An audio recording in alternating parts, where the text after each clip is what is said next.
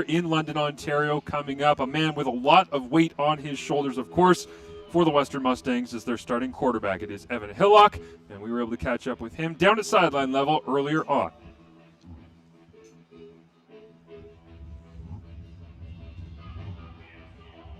Alrighty.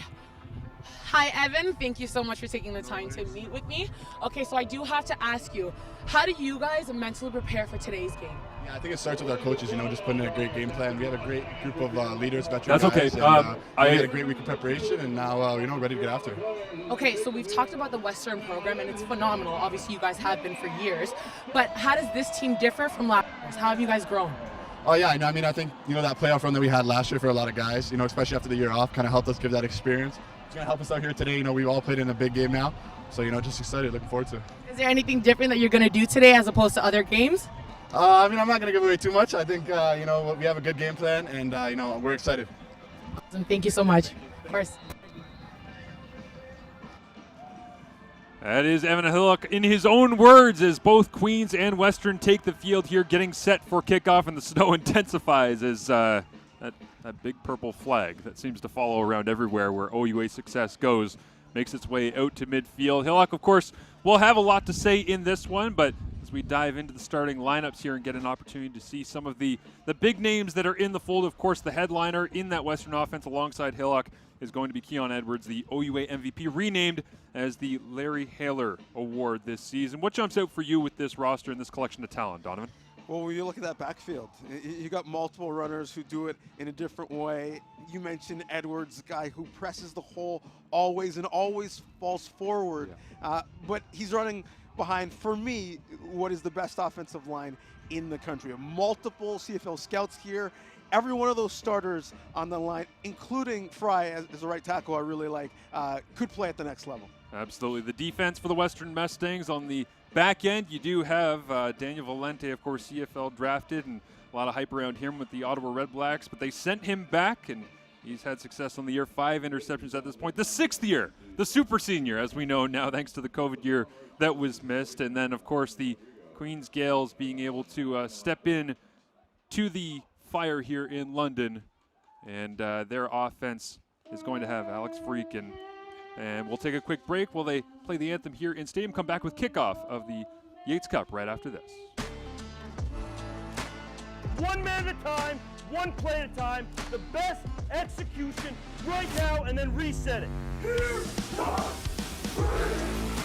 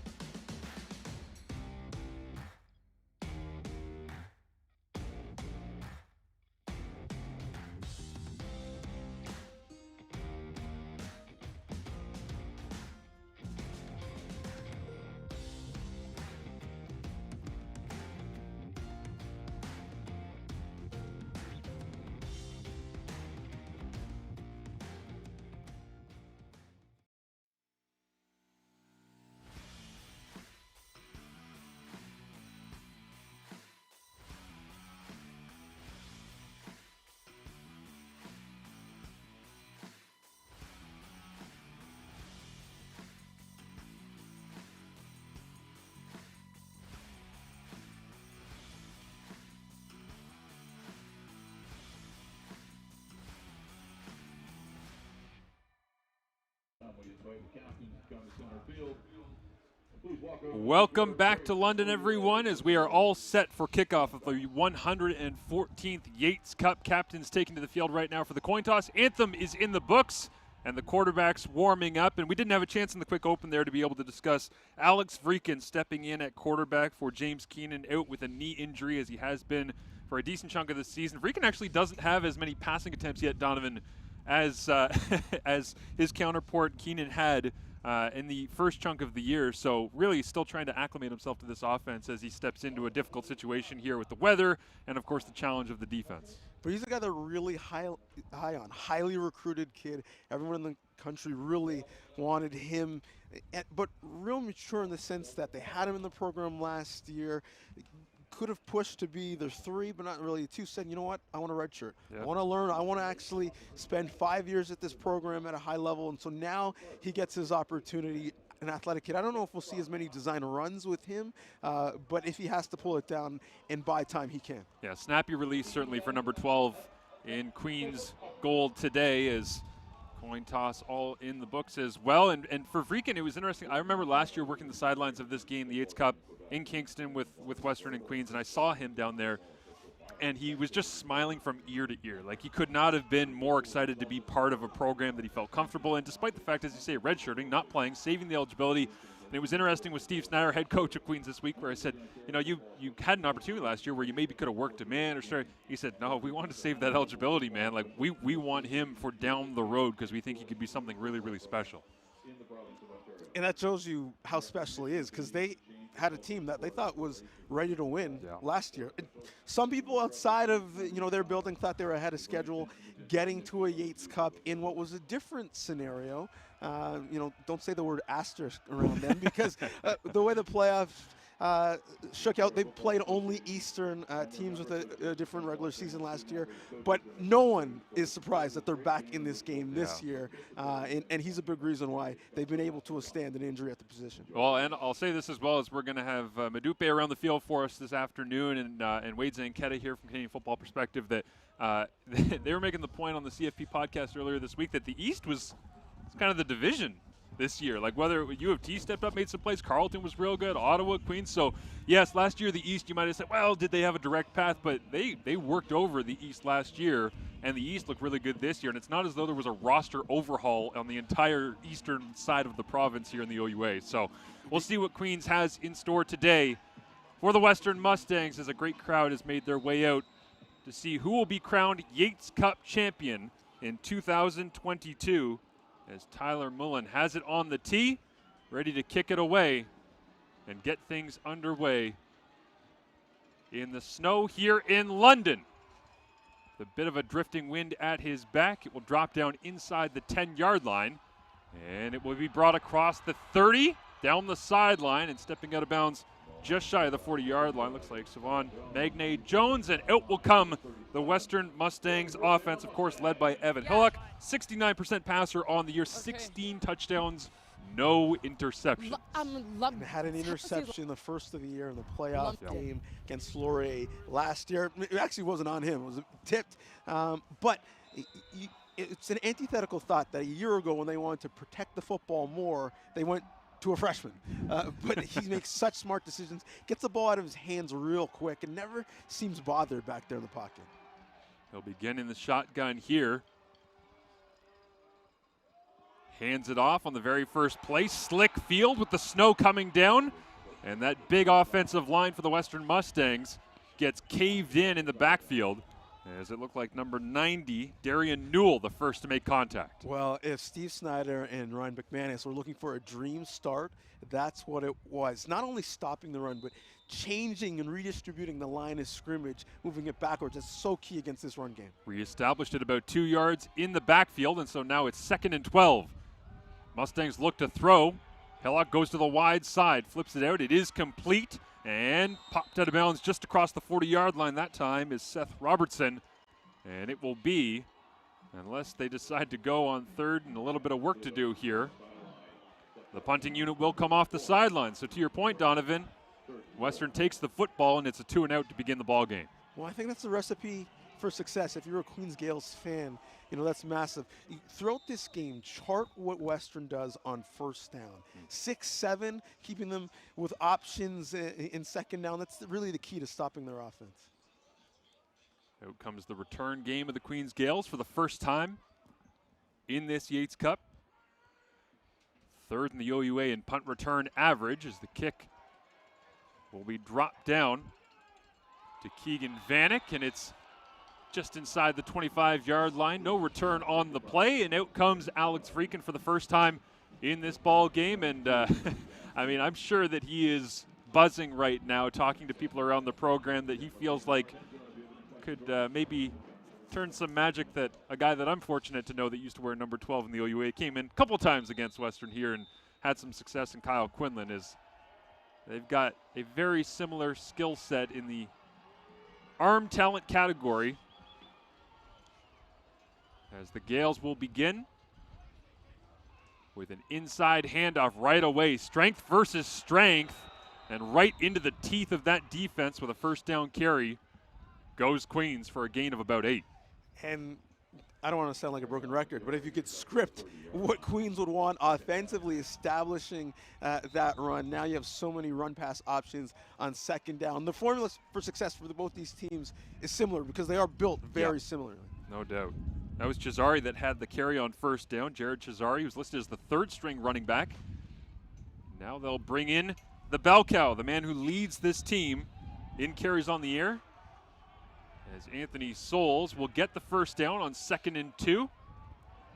And looks like Cesari ready to check into the ball game once again. So alternating snaps here early on for the running backs for Queens.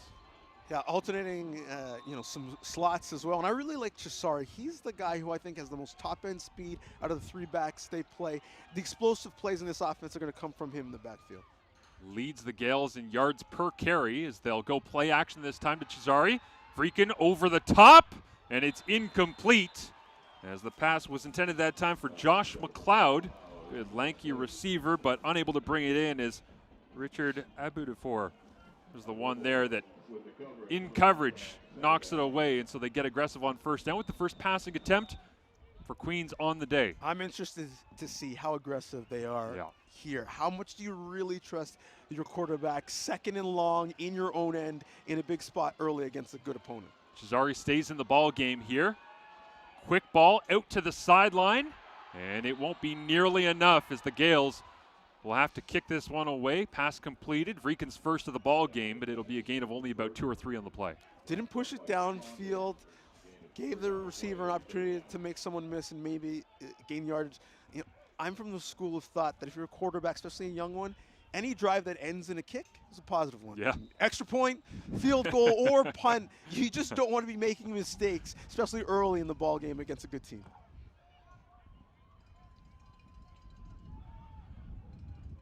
On 3rd down, the Gales will punt it away, and again, that wind a little bit swirling here at TD Waterhouse as the return will come up near midfield. So all things considered, 2 possessions between these 2 clubs, as it is going to be Western's 2nd possession of the ball game. And we just saw Vreekin get his first completion of the ball game. Hillock's got 1 in the books as well as he trots off the sideline, the 3rd-year criminology student out of Hamilton. And when these 2 teams played earlier in the year, the start was real conservative, feeling each other out, a lot of jabs before the body punches, and we're seeing something similar so far. Snap comes up to Hillock. He looks out to the short side. That pass is completed, making one man miss before being wrapped up and brought down. That'll be the 22nd catch of the season for Justin Nixon. And we're already seeing the cat and mouse game. If you're going to add into the run game against Western because they bring so many bodies to the point of attack and their offensive line is so dominant, you've got clear sight lines for QB, one-on-one in the back end that he can take advantage of. Craig Coleman checks in out of St. Thomas at fullback as they go with a heavy set here, and they'll take Seth Robertson off the field to make room for him.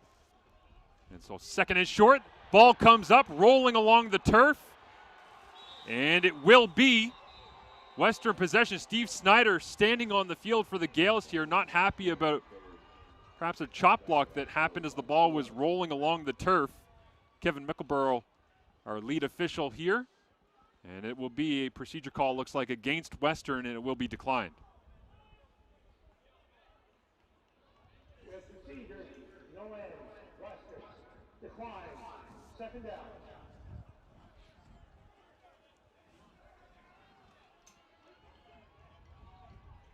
And so it will be third down. Decline, third down. Yep, third down, all right. And so, once again, Western's offense sputtering here at home to get things going. And you said on the very first snap of the ball game, reestablishing that line of scrimmage has certainly been a trend in the first 5 or 6 snaps for the Mustangs. Well, if there's a team in this conference who physically can hang with Western across the line of scrimmage, Laurier would be one, Queens would be the other.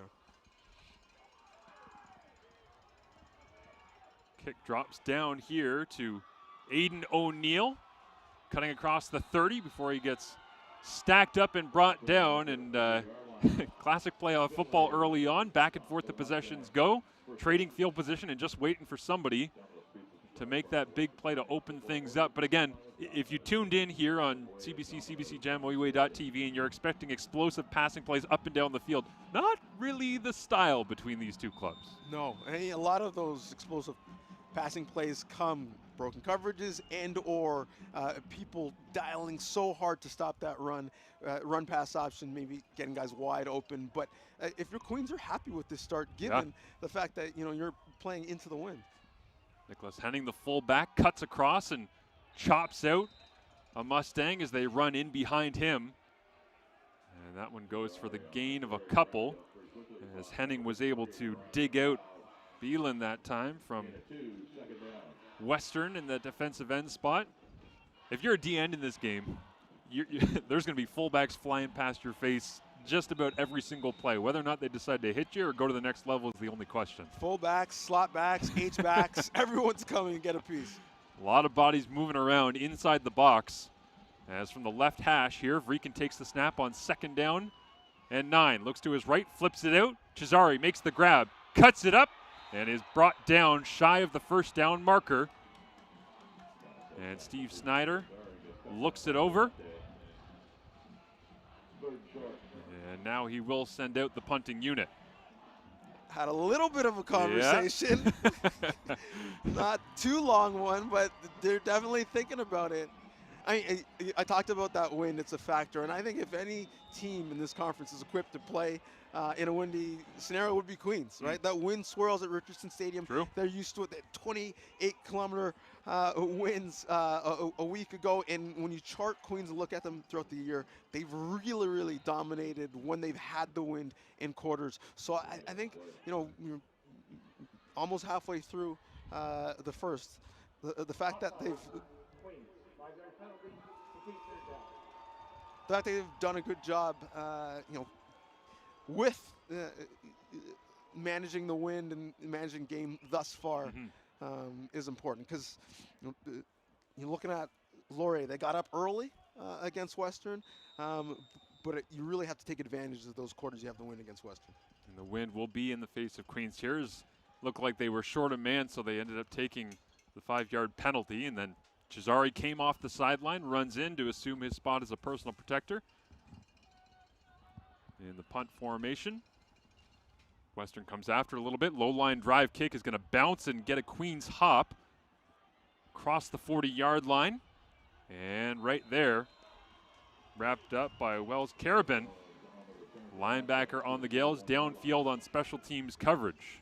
Specials is going to be a factor, especially we talk about playing.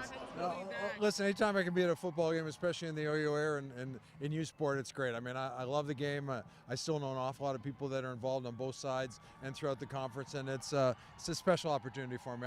When I get a chance, I'm coming to the games. Yeah, absolutely. Okay, if you had to offer one advice for these boys today that are playing, what would you tell them?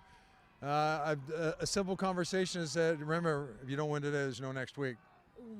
It's that simple. Very, very, very true. Okay, as a former Ottawa GG, you have no ties, no loyalty. You don't have loyalties to Queen, you don't have loyalties to Western. Who are you rooting for? You know what? I know about the loyalty, but I have lots of friendships. And lots of friendships on the sideline of Western. I want to see a great football game, but it wouldn't bother me if Western won. Absolutely. Thank you so much. You bet. Back to you guys. and yet you don't end up having very many fumbles at all between the two of them. Only one lost fumble between these two clubs combined on the season, despite hundreds of rushing attempts. So a rare drop for Keon Edwards there, but he did get it back. Gets an opportunity again on second down. Cleared through the hole, puts his shoulder down, and rolls across the 50-yard line for the Mustangs' first down. Well, if you haven't watched Keon Edwards run before, that run is a great advertisement of it.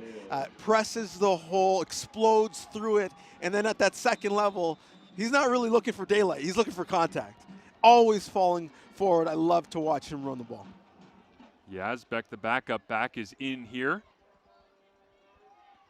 As Greg Marshall, head coach of the Mustangs, told us that after a big run, he was likely to exchange them and try and keep the backs fresh deep into the game, as once again the power rush attack of the Mustangs rolls that one forward. Helmet came off for looks like it was Coleman, actually, the fullback there, who lost his bucket as he snaps it back on after a gain of 4.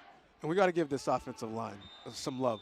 Multiple rushers in the top 5 in the country. Keon Edwards did not have any game this year where he rushed for less than 100. It's because of those big boys up front. 3 receivers to the right here for Hillock. That's where he'll look. Quick screen goes to the outside and cutting across the 40, but a nice open field tackle that time made for the Gales as the catch is made by Griffin Campbell. And that offense looks like it's staying on the field. First, a patented Greg Marshall gamble, and this is the area that you'd think about it. Long field goal. If you're able to stay on the field, maybe you can turn that 3 into 7. And so they will line up to go for it here. Third down, 3 yards to go. That D-line for the Gales packed in tight. Hillock inside handoff, Edwards, and nobody is stopping that freight train as it crosses the 35-yard line and moves the sticks. Game management is so important at this level, and oftentimes, sometimes coaches are really conservative, especially early in the game. For me, the answer is, well, what does the other side want me to do? Yeah. Like, if they're happy that you're run off the field and kicking a field goal or punting, that means I probably should go for it. And I love the fact that Greg Marshall is willing to go for it. And how many years has Greg Marshall been making opposition sidelines sigh in frustration as he keeps the offense on because of runs like this? Once again, Edwards through the middle of the defense, eventually wrapped up and brought down by Liam Sutherland, but into the secondary goes number 5 once again. We talked about that Queens D-line, which is outstanding, how they got penetration early. Now we're seeing Edwards clean through the line of scrimmage, untouched until the second level. As I'll blow this one dead, and an injured Queens Gale will get a look as after that run, Edwards made his way to the sideline once again, and in came number 26, Troy Thompson, listed as the 3rd string running back, the 5th year out of Montreal at 5'10", 230. Got to think some CFL teams might look at that body type and say, "You want to be a fullback for us?" But here at Western, there's so many body types like that that are put in positions to carry the football because of how physical they are. Well, and I think what to me makes this group different than, you decide the era, and we could talk about the 2, 3, 4 great backs that they had, whether it was a Riva or a Taylor, is these backs are power backs. Yeah. They spend most of their time in the weight room, where they've had a couple classes where they had 4x4 track stars back there. These guys all, Winati, certainly when he's in the open field can really run, but these guys love the physical contact. And I think part of that too, Donovan, might be the fact that when I was talking to Greg Marshall yesterday, and he said, usually we use the quarterback run as kind of like our counter. That's our big knockout punch. Said with Hillock, that's not his game. So everything we do in the zone read game has to be RPO. We have to allow him to read the second level instead of try to beat them with his legs. And that might be the factor that if your quarterback's not going to run, you might as well add in that power through a variety of different backs. But Edwards checks back into the ball game here with a 1st and 10 from the Queens' 19-yard line.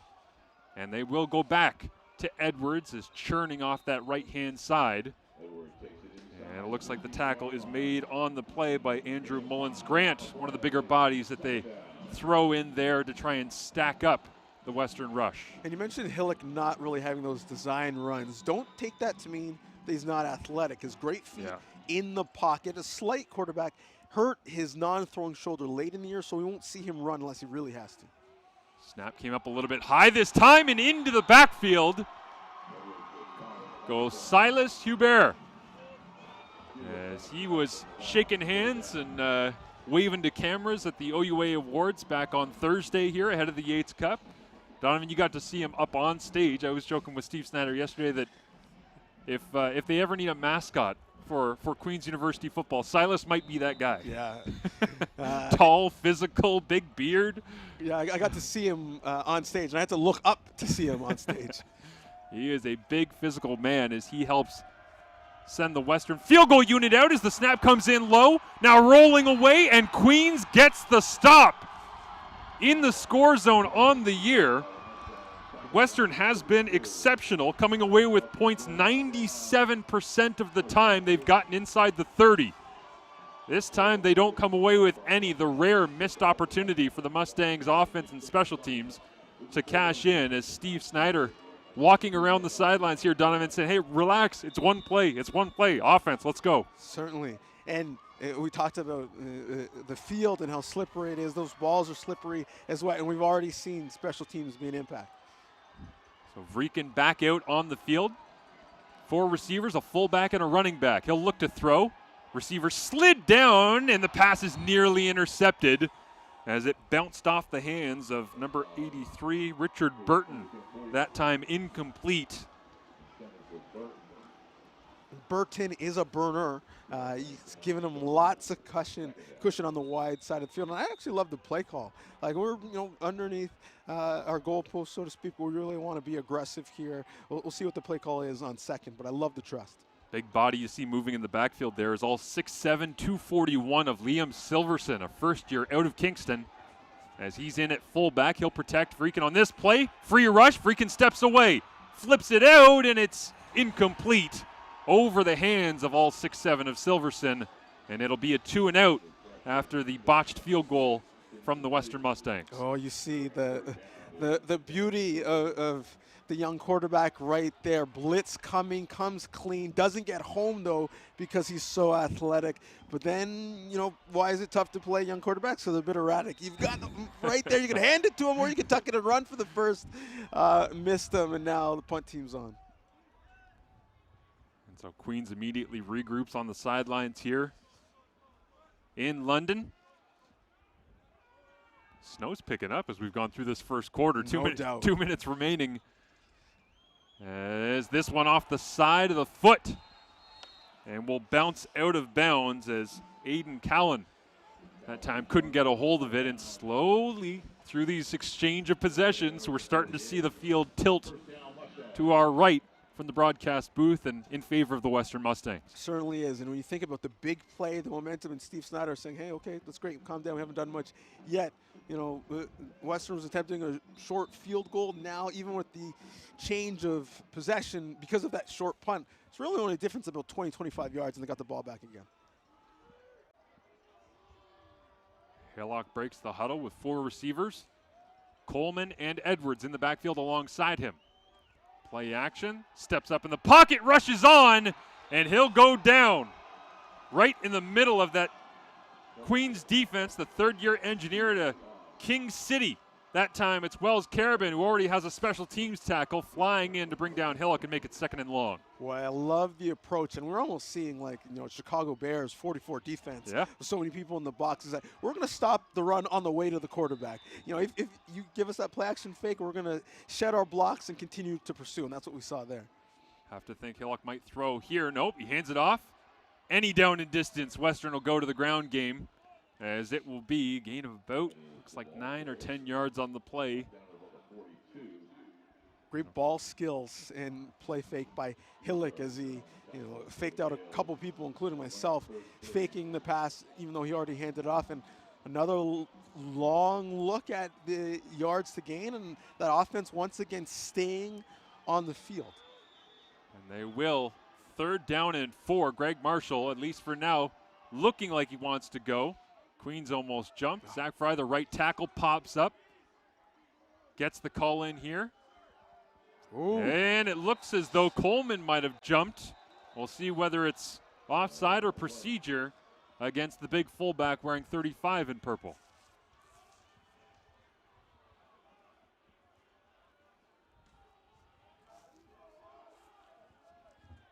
This is where you just got to sell it as a player.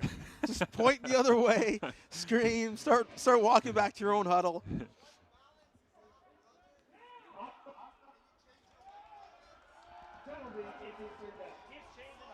And so on 3rd and 4, it'll be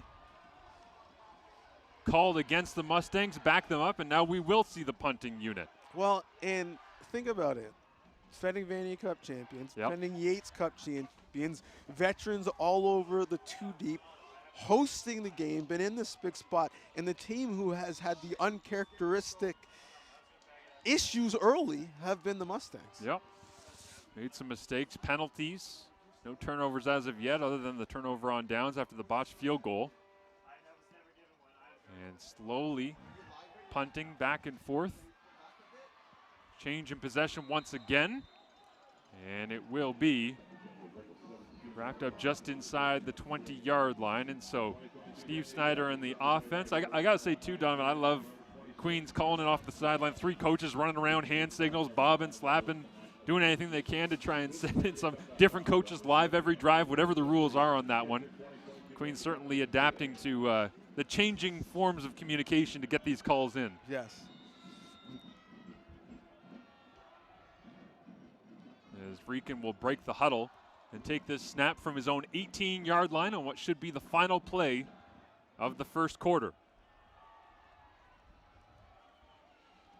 Silverson, the fullback, digs in. They'll run it right behind him off the left-hand side. Cesari cuts it back across the 30-yard line.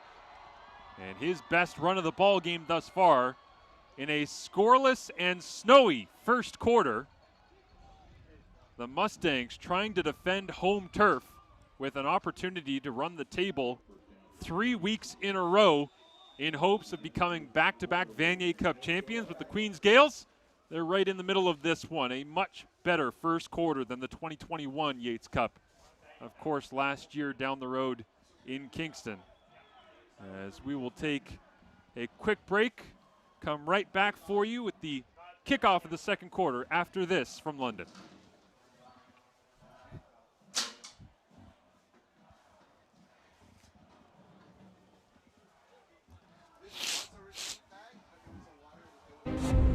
Where school colors ignite passion, where champions prevail.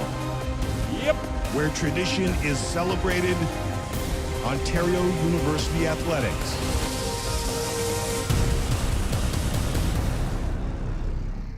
Oy.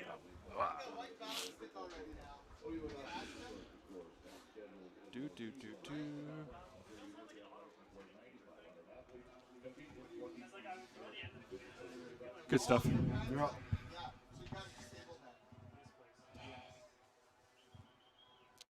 What's for the 25-point spread?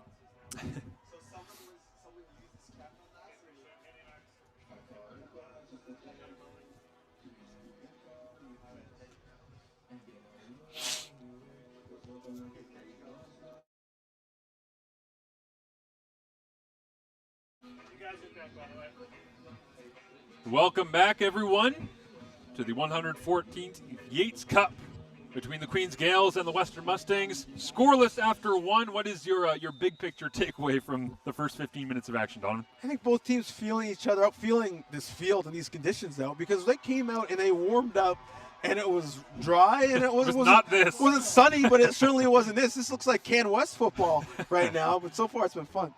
As Vreeken will kick off the second quarter, looking over the top, spiral up in the air for grabs, and it's brought down. That's Richard Burton. You called him the burner earlier.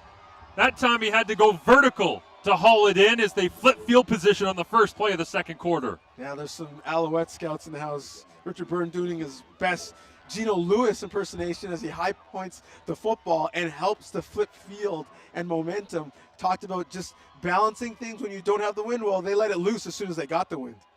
Open it up as Vreeken back in the gun on 1st and 10.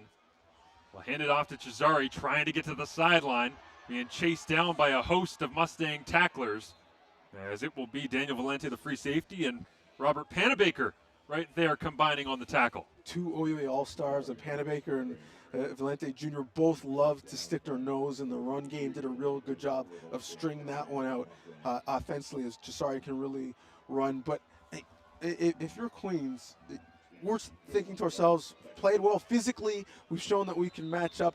And this Western team hasn't really been pushed in the second half or, quite frankly, a fourth quarter. We just got to get this game late and keep it close. As I said at the end of the first, certainly better than last year at this time, although sacked from behind, the ball is out. And right there on it is the Mustangs, as it looks like it will be Western possession. I heard an early whistle. Yeah, I wonder if they and say we see that the punt team coming on, and I see some people on the alumni side of the stands wishing that we had instant replay. As you decide at home, as you watched live, whether or not the ground caused that fumble or the ball was coming out. Oh. The pressure wasn't felt, that's for sure. Rican certainly got popped from behind, as Brendan Murphy looked like he was the one that came up with it.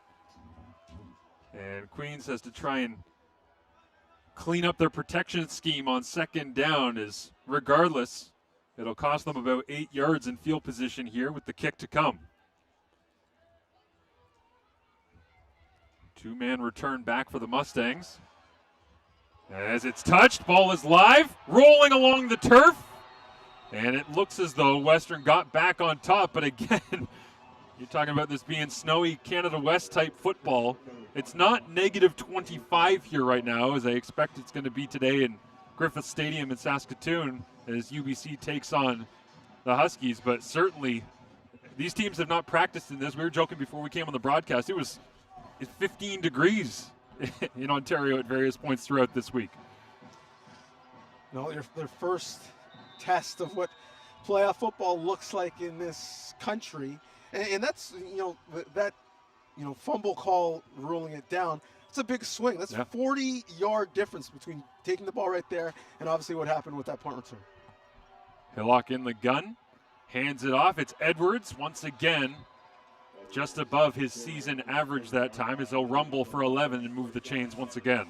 And there's a reason why teams who have been successful historically in this sport have been off the back of a strong run game, strong defense. Because late in the year, when it's time to win games, in conditions like this, it's tough to throw it 30, 40, 50 times. Yeah. And so you need to be able to run it.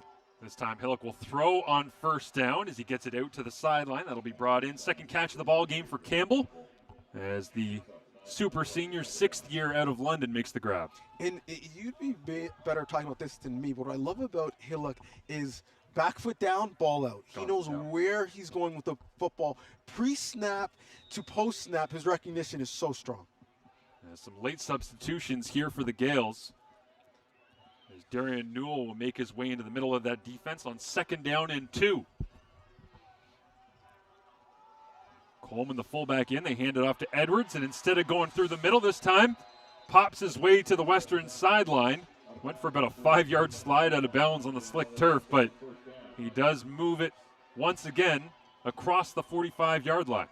And look on first down specifically, how many yellow helmets are peeking into the backfield in and around the line of scrimmage.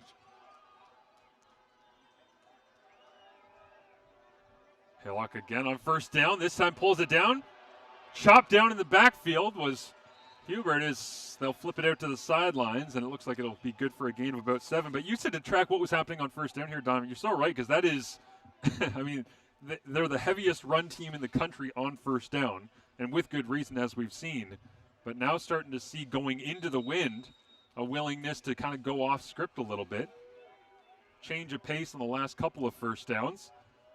They're left with 2nd and 4 here in a scoreless Yates Cup. Hillock over the top, looking for Magne Jones, finds him, drops it in the bucket. Touchdown Mustangs.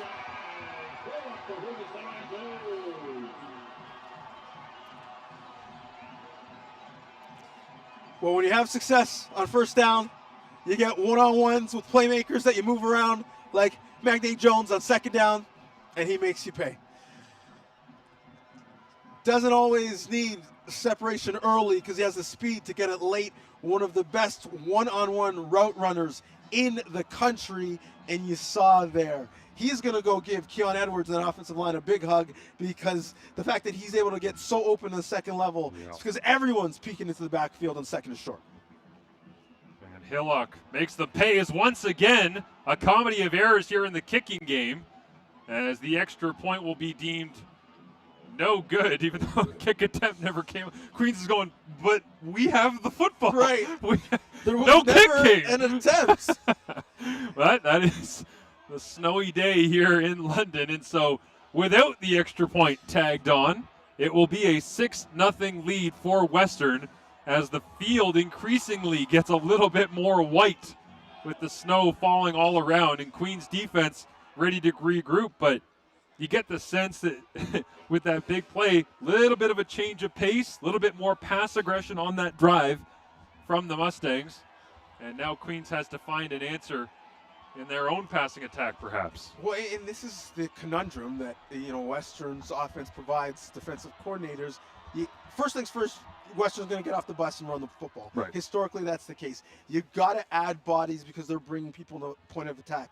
Slot backs, fullbacks, other tailbacks. Okay, when you're adding all these bodies, we're moving Magnate Jones around the field as a chess piece, and you can't guard him one-on-one. So what are you doing on the back end? And we saw the explosive play right there. With the field getting more and more slick, a missed tackle here at the 20-yard line. And cutting it back across to the 25 is the Gales' return game. Close football game. That's now -4 points for Western in terms of, shenanigans, mishaps on short, relatively field goal attempts. And this is a team that has one of the best kicking games in the country. So, again, something to watch. If they're going to need those 4 points at some point. But forget about kicking. Players are struggling to cut with confidence all over the place. Western being at home can maybe address that with a change of studs at the in the locker room at halftime. Keegan Vanek, after the return, came back checking out his wrist on the Queens sideline here in front of us. So see if he comes back in once again. But McLeod makes the grab here on first down. Rumbles carrying a couple of Mustangs with him, as that'll be a gain of 17 on first down through the air. Love the fact that McLeod went and got the ball and said, I'm not giving it up. I'm going to carry you for some extra yards after contact, but I got 2 hands on the ball falling forward. Great way to start the drive. And Vreekin patiently at the line of scrimmage here after the completion, staring down this Western Mustangs defense. First in the OUA in points allowed per game at just 14.4. Queens would love to have a point on the board. And this will help as Cesari gets to the second level. And, man, there are some great battles going on in the trenches here. And Steve Snyder told us yesterday that if you're going to beat Western at their place for a Yates Cup, you're going to have to be able to run the ball. You're going to have to be able to stop the run. And right now, Queens is trying to get the ground game going. And mentally, you're going to have to be willing to be able to stick your body in there, any body part that you can, to be able to create a bit of a pileup at the line of scrimmage. The zone run game for Queens, so big. And in conditions like this, getting bodies moving side to side and being able to cut back is huge. Win behind the Gales here on 1st and 10. Vreekin shuffles the feet, flips it out underneath. It is complete. And that'll go for a gain of 7 on first down. As trying to sort out their substitutions on the sideline. And in will come Jan Longa. One of the backup backs is, man, they are deep in that backfield, very similar to Western in the sense that every single snap Queens is substituting right now to try and get fresh bodies in, and maybe even running the play in as well, because it is quick to the line of scrimmage. Vreekin hands it off inside. It is Longa, and on 2nd down and 4, midway through the second quarter, that is going to be stacked up for no gain on the play, and the punting unit will come out for the Gales. The key thing with that line of scrimmage, how many cuts did Longa have to make before he got back to the line of scrimmage, especially in conditions like this, getting your feet through trash, difficult as a tailback, and it's going to be something that Queens will have to be able to change, moving that line of scrimmage and getting some downhill running. And I think Cesari, again, 2nd time in this first half, or he has not been on the punting unit when he was supposed to be, and I think Steve Snyder just looked over to his sideline and said, hey, I think we just need to take him off the punt team at this point because he's got too much going on offensively. But understandable, asking a lot to be this heavily involved. I thought we would see a lot more of David Souls at this point, but Cesare has kind of been the lead back that you talked about where he's kind of the one with the burst, and they've been leaning on it early. Yeah, Souls is someone who does everything well. Catch the ball out of the backfield, assignment correct, can block, much like his father was one of the best to play the sport in the CFL, but I think Cesare is the guy that, especially in a big game, we're going to need some explosive plays physically, can make something pretty special happen. So we appreciate everybody checking in with us here for the 114th Yates Cup. Marshall Ferguson alongside Donovan Bennett, Queens and Western from London on a great day of Canadian football. High spiraling punt this time. Goes out of bounds, should be inside the 20 as they walk it up to about the 18, 19-yard line. And that's where Western will go back to work. And just quickly, while we have a change of possession here, Donovan, I wanted to mention the build-up to the Vanier Cup, of course, with these two teams but hosting Canada West in the national semifinal coming up next week, regardless of who comes out of this one. And then the Vanier Cup back here in London in a couple of weeks. And I know at the OUA Awards on Thursday, London and the committee putting together the Vanier, extremely excited. Yes, it was already 86% of tickets sold for the Vanier here in London. Certainly, if an Ontario team gets in the game, it will be a sellout. And quite frankly, we know if Laval gets in the game, it'll be a sellout. No doubt about that. Handed off inside. Edwards, patient. Now he's got open running room. Open field. No Queens defenders turn. They don't see him. Edwards cuts across the 30. Trying to finish in the end zone. He'll slide down inside the 10-yard line.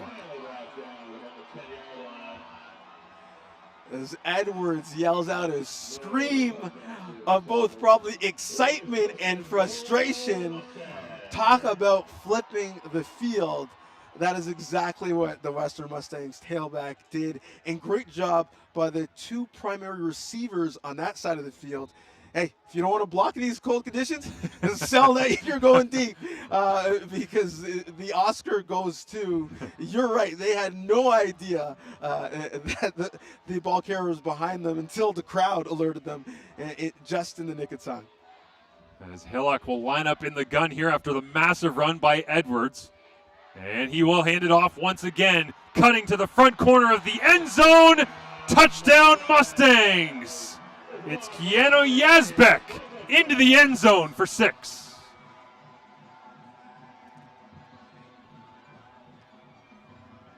And he says, thank you, Keon, for getting us this far, but I'm going to take us home. They're really high on him. He's had some injuries in his time here in London, but as excited as they are for Edwards and Winati, I think he's just as special. Second year out of Montreal.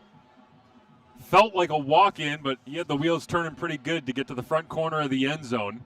And we'll see whether or not the Western kicking game can sort itself out. For the first time, they knock a kick through the uprights, tag on the extra point, and it's a 13-0 lead for the Mustangs. Well, I guarantee you they got that one through because Greg Marshall said, if you don't, we're going for 2 for the rest of the day. I was about to go back and reference back in the 2009 iconic Yates Cup between these two clubs in Kingston where, remember early on there was a couple of issues with the kicking game for Western, right. So maybe some flashbacks there from Greg Marshall, and he said, listen, we're not ending this day the same way that one ended.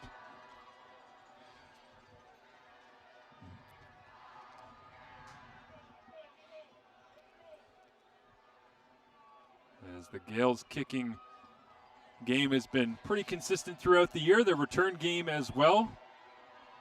Kickoff returns very consistent on the year, and these are the snaps, as you know, Donovan, that all of the CFL scouts are going to be looking at, whether it's game film or in person right now. A lot of these guys chasing downfield. The running game is the story of this one between these two clubs, but special teams continue to determine field position as another big return here for the Gales up past the 45-yard line. And once again, it feels like if the Western running game gets the wheels turning the way they have now, at some point, Queens has just got to ask whether it's Freakin or Cesare to go and make a play because Western is making them right now. Well, and that's why this drive is so big. 6:24 left in the half.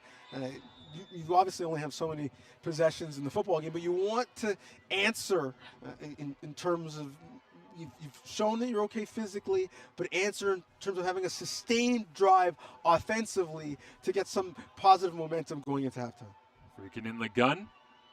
Looks inside, and again, it is Cesare. It'll be stacked up quickly that time by Lorenz Bowers-Kane. We're 37 for the Mustangs. And it is just sumo wrestling at the line of scrimmage right now. I'm getting locked into you. I'm hoping I keep my feet, and I'm just trying to will you in the direction I need you to go to. That time trying to run behind the center, Ryan Berta, 6'2", 302, out of Hamilton. As he'll stand over the rock here, ready to send it back to Vreeken on 2nd down and 6. Play action over the top, looking for Burton once again. Coverage is there, and Burton tried to sell it, but he couldn't get it over the top as the defense supplied by Jacob Saunders that time on the field corner as the second year out of London right there in coverage.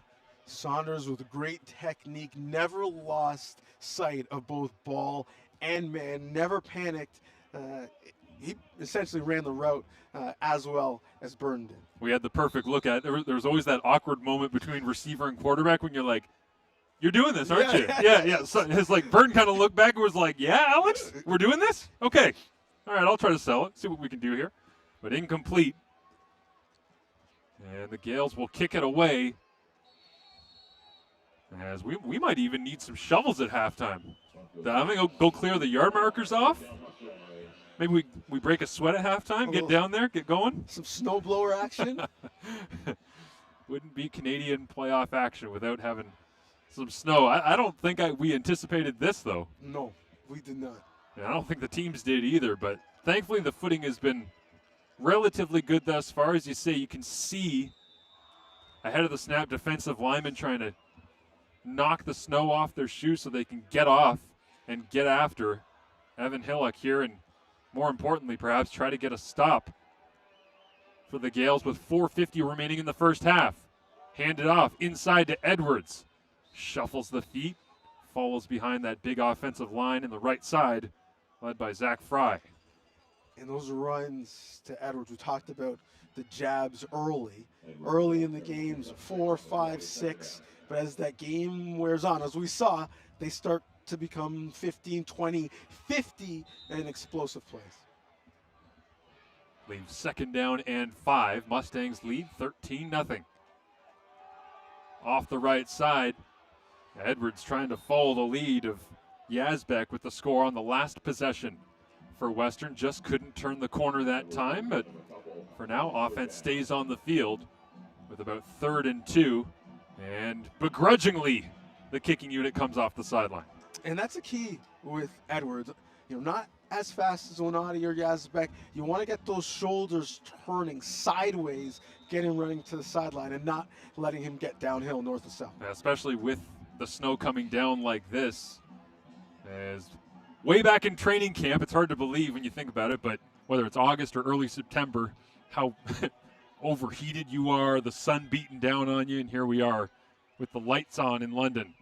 As this long snap comes back, and it is kicked away just barely. Rush was on from the Gales, and the snap was low, as O'Neill will step out of bounds with no return on the play. Good job by Western being able to cover down, but man, that was close.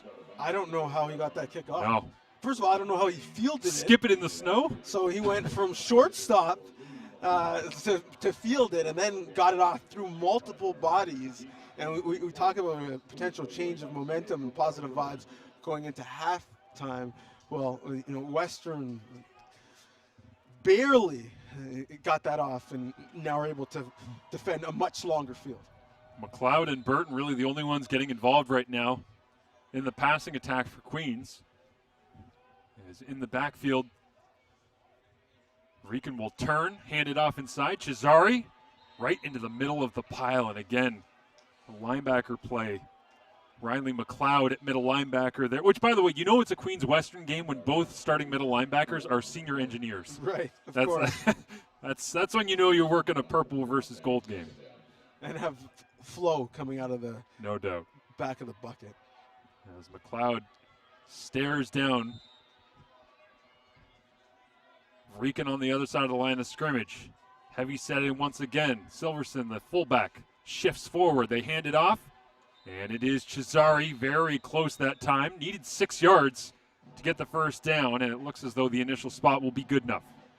I wonder if we start to see a little bit more screen game from Queens. It's tough to run consistently right in the teeth of that defensive line and that linebacker group. Maybe some simulated run in English in terms of getting the ball on the perimeter, getting the hands of some of those receivers, and really bringing them into the football game. Yeah, absolutely. As we hit the 3-minute warning, Vreekin takes the snap, now drops it, gets back on top, and somehow flips this one out to the sideline, and there's Burton waiting. That reminded me of a rookie Tom Brady falling on his backside and then throwing it out to the sideline. I know where I'm going with the football. I just need a second to get there. And some of his best plays have been off script. Yeah. Been, when he's had to move up in the pocket, evade a rusher, drop football there. Didn't panic, moment wasn't too big, kept his eyes downfield, made a play. Leaves second down and less than a yard. And Vreekin goes under center. Whistles go as the snap was coming up. And we'll see what the clarification is on this one from Kevin Mickelbro, the lead official. It's great to see Ben Chapdelaine as well, honored at the OUA Awards, former McMaster quarterback.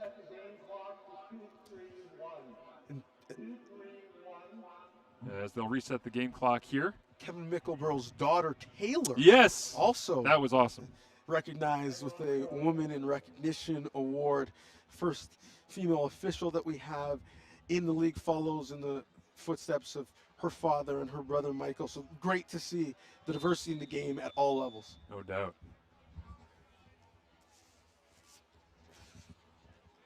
As they will reset the game clock, and then Vreekin lost the advantage of surprise maybe on the sneak here, as he'll go under center, plant that back foot, and lean in, snaps on the ground, and I think 12 got back on top and was able to crawl his way to the first down. Well, you can't take anything for granted in games like this with weather like this. Even those short yardage plays, we haven't seen them yet, but Western brings in Jackson White to handle their short yardage plays. You think about the center to QB exchange, which is tough with a slippery ball. Lots of push on both sides. But then being able to plant and drive forward in this weather as well is difficult. And you just don't want to slip, have your knee hit the ground, which is automatic dead play at this level. Came up short as the ball fell on the ground. Vreekin will try again. This time pushed across the line by his running back. The old Reggie Bush push maybe that time from Cesari. As little hand fighting at the end of the play. Get the sense that so many of these guys are so aware of each other, don't you, in the trenches? Like, yeah, we watch film of you all week. We're aware. We played earlier this year. We know you. We know your tendencies and all the rest.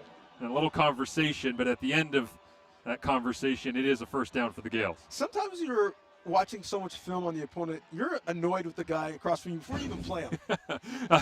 I think we can both recognize that today between these two clubs. As Vreekin, play action, looks out to the right-hand side, has some time over the middle. It's incomplete once again, targeting Burton, but Jackson Finley there supplying the coverage, and that's one of the more aggressive pass concepts we've seen in the sloppy snow here in London.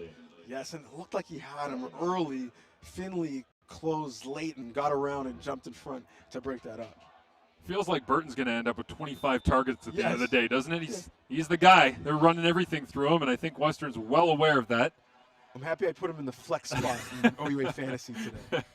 As Vreekin looks left, comes back right, zips this one out, big hit, but there on the spot, making me eat my words, is O'Neill. Aiden O'Neill hauls it in, and the Gales will move the sticks on second down through the air. O'Neill goes up, grabs that one, brings it down before he checks out of the game, as we've got substitutions offensively for Queens as they bring in a bit more of a spread package. Yeah, interesting here with 1:50 remaining in the first half. Mixing things up. They'll go with a counter, trying to follow right behind the big fullback Nicholas Henning, as Looks like a Western defender, number 97, Malcolm Hines, lost his helmet. He'll go and collect that as it rolled away, and it'll be second down and long. No gain on the play. And Hines is looking around saying, well, how did I lose my helmet? It didn't pop off by itself. Can I get some hands to the face, love officials? O'Neill, Falcone, and McLeod out to the left here for the Gales is Silverson, our 88. They'll go 4-by-1. First time we've seen 4 receivers. It's a quarterback draw. Freakin' through the middle of the defense, lowers the shoulder to go and get the first down. He needed the 25. And Freakin' looks like he got enough, and slow developing due to the conditions here in the footwear situation. But when the moment of impact came, man, was he ever ready. He sure was. Injury on the play, but remember, Freakin' didn't play against Western when these two teams met earlier in the year. I don't know if the Western secondary knew that they had that. He had that in his bag, but he said, if you don't know, you better ask somebody about me. Introduces himself with the lower shoulder.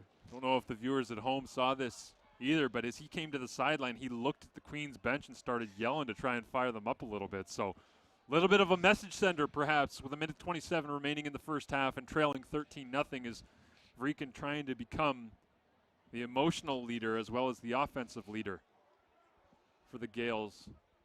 As they'll bring out the sticks, measure this. He dropped the shoulder just enough, gets the first down. And now inside the 25-yard line goes the Queens offense as they've come away with touchdowns on 65% of their score zone opportunities on the year and would love to punch one in here. And this is the fine line, especially for a quarterback in his first really, really big spot. You really want to be aggressive with, just under 90 seconds left. Add some points going to half, but you don't want to take points off the board. Yeah, no doubt about that. As they'll break the huddle with Silverson lined up to the right of Freakin' and Cesari. Handed off. Silverson leads through the hole for Cesari and will be wrapped up after a gain of just a few. I feel like there's a lot of Queens alumni who might be watching this that are in love with the uniforms that Queens has gone to since Steve Snyder has come in. Getting some throwback vibes here with no names on the back and minimal logos, and obviously on brand for all things Queens and the heritage of that program. Number on the helmet. Yeah. Gotta love it. I think it was end of my high school era is when they decided to go all gold with the uniforms, and they haven't looked back since.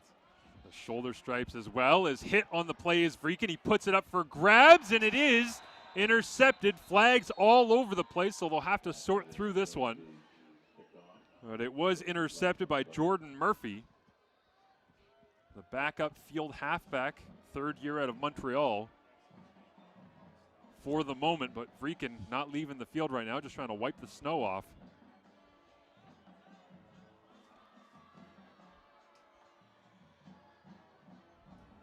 Now, he would tell you, I knew it was on them. I just took a shot. I knew we were going to get the ball back. The Calaro special? Yes. Wow. A little double dose of Queens help on that one. So it goes from an interception to offsides decline, defensive pass interference, 15 yards up the ball goes, and Queens crawls closer and closer. And Dom, it feels critical right now for them to come away with 6, because at the end of the first half with a drive like this, it would mean everything. No question. Got to punch this in. We'll see how aggressive they are, but their run game has been somewhat steady this drive. Souls in the backfield, running it to the front corner of the end zone, short side of the field, and he gets stopped shy of the goal line. But it's interesting right now to watch where Queens is putting Silverson, 88, their big body fullback at 6'7", 241. They've been using him a lot to pull through and be the lead blocker. That time ran away from the strength of the formation for one of the first times as Steve Snyder mixes it up, and Souls again knocking the snow off the boots. 22 looks like he wants to go. Second and goal, ball at the 2.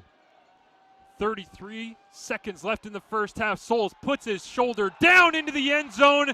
Touchdown, Gales.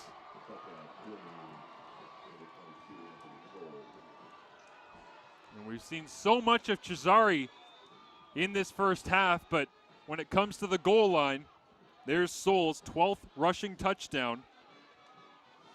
Over 100 carries on the year, and none will make his team more happy than that one. Well, you see why I have Souls in fantasy is he's the red zone back, and between the 20s, he's a guy who they know is going to be assignment correct, and he's able to punch it in for them once a game. And ladies and gentlemen, we've got a football game. It's a fun one. Back and forth right now is Burton's sure hands. Sits that one down. The extra point from Tyler Mullen is good, and it's a 6-point Yates Cup here in London between Queens and Western. Great answer, sustained drive, helped with some penalties, but they put themselves in positive position. And for the first time, really started to take a couple chances down the field. Queens not really known for time of possession, 5th in the OUA this season, so middle of the pack, but that time able to hold onto it. And that's got to feel good for Vrieken as well. Big completion, took a hit, got a run in. I mean, hitting the bingo card, it felt like, on that drive as it ends with a touchdown. And all of a sudden, Queens feels like a little bit of momentum. But as you know, you still have to kick it away to the guys in purple. And it might take a snap or two and a big rushing play on a quirky day like this with the snow falling to put the football back in scoring position. As a long kickoff drops down to the 10-yard line here. Magne Jones cuts across the 20, chops the feet, and will be wrapped up right there.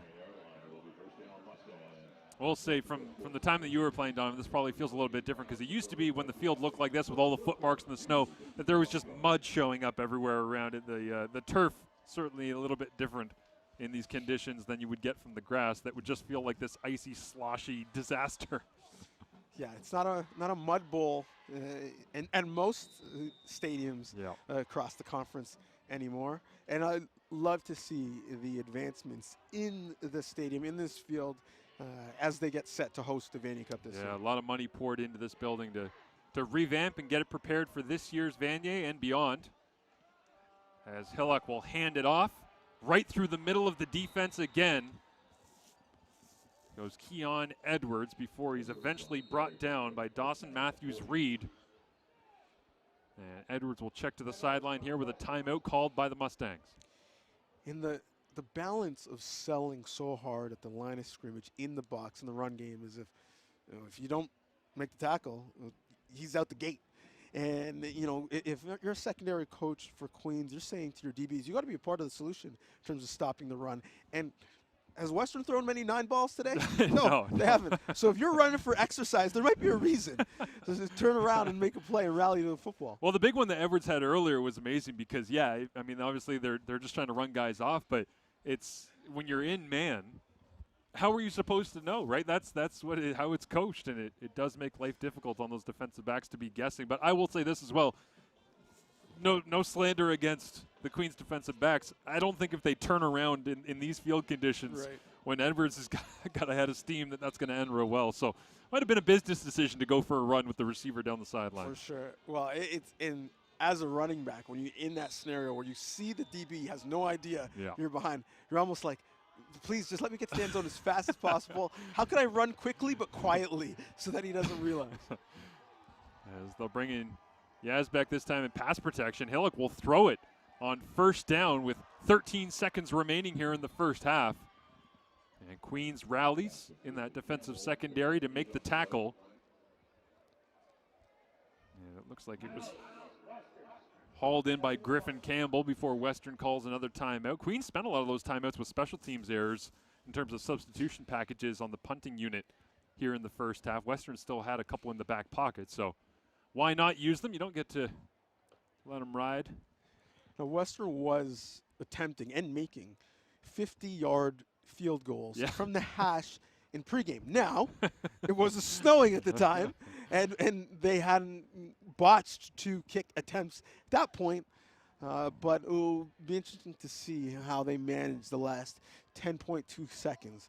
Just run it out and get to halftime and regroup, or do we try for another chunk play to see if we can make this interesting? Well, points? Greg, this is the interesting thing to me is that Greg Marshall is as likely to try and throw a Hail Mary as he is to hand it off tackle and just watch his offensive line pummel people. Yes. In these situations, because he thinks he can go and get 60 yards either way. Yes. So he's happy with an open playbook here on 2nd and 2.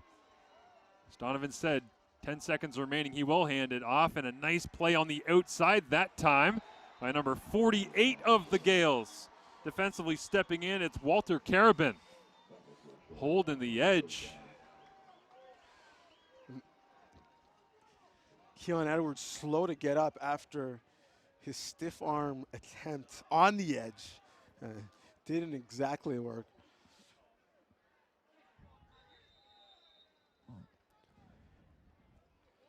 And with 3 seconds left,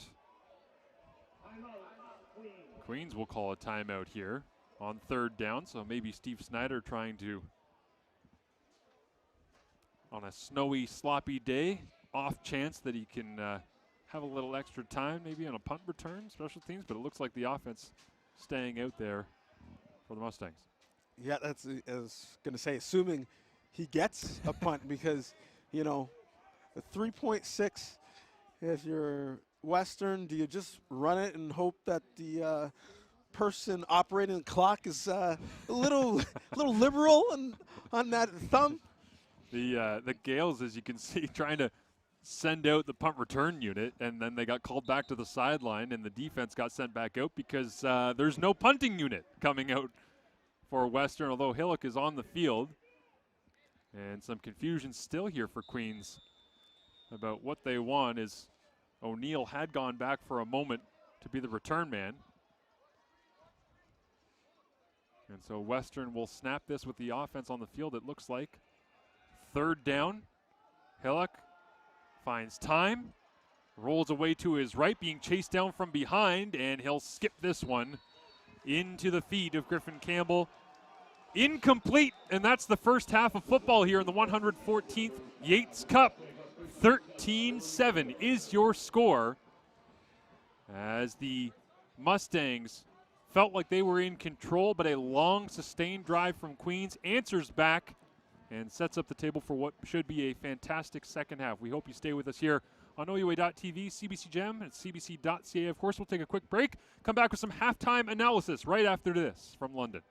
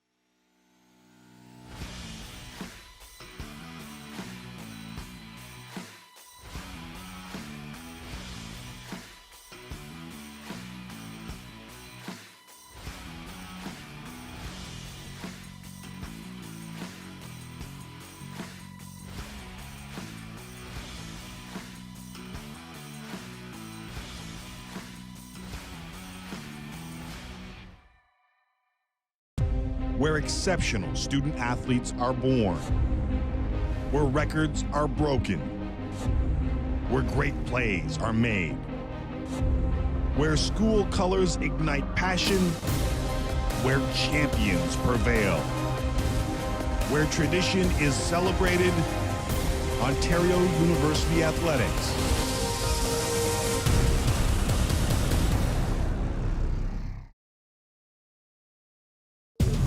The 2022 Canada Life Vanier Cup comes to London on Saturday, November 26th.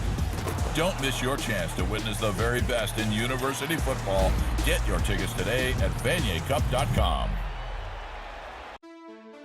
Ontario University Athletics has more than 4,000 female student athletes getting into the game. Some are playing for the little girl in the stands, aspiring to be a varsity athlete like them. Some are playing for the powerful group of allies that surround them both on and off of the field.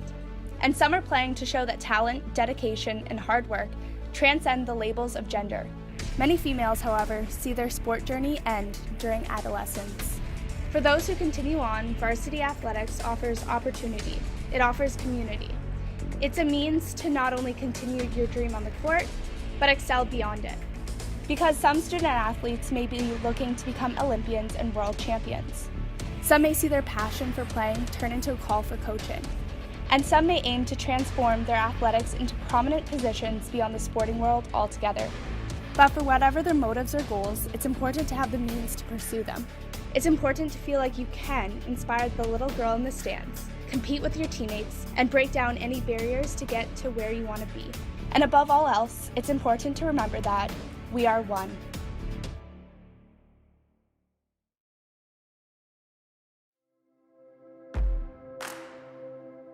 My name is Lavondre Gordon. I went to Laurier University and I studied sociology, criminology.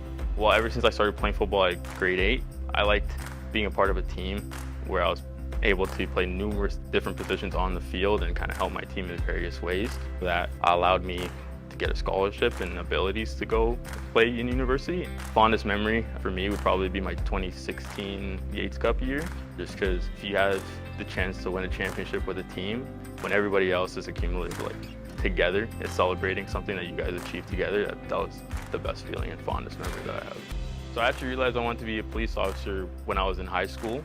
Going through football and throughout high school, I had a coach who was also a police officer, so he was volunteer coaching on our football team. Seeing him being able to interact with all the kids on our team, along with being a part of the community in a police perspective, he kind of gave me details about how the job is. Then I saw the Toys for Tots charity games with Peel police officers and those kind of events. And what better way to be a part of the community and give back to my community than become a police officer? The student athlete prepared me to be a police officer, mainly by prioritizing and being able to manage multiple responsibilities, learning how to juggle academics with being able to be a high-level athlete at the same time, along with doing workouts, team practices. Being able to balance all of that with school is something that you can translate over to not only policing, but any career. My current role with the Peel Police is a constable uniform.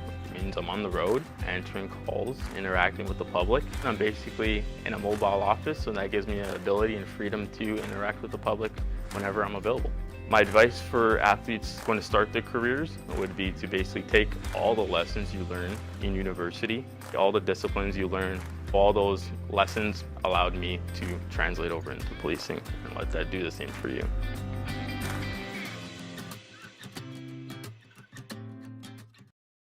Hi guys, I'm Ndupe, joined by Wade, and we're here at Western Alumni Stadium, and the score right now at halftime is 13 for the Mustangs to 7 for the Queens Gales. Wade, let's talk about the first half, okay?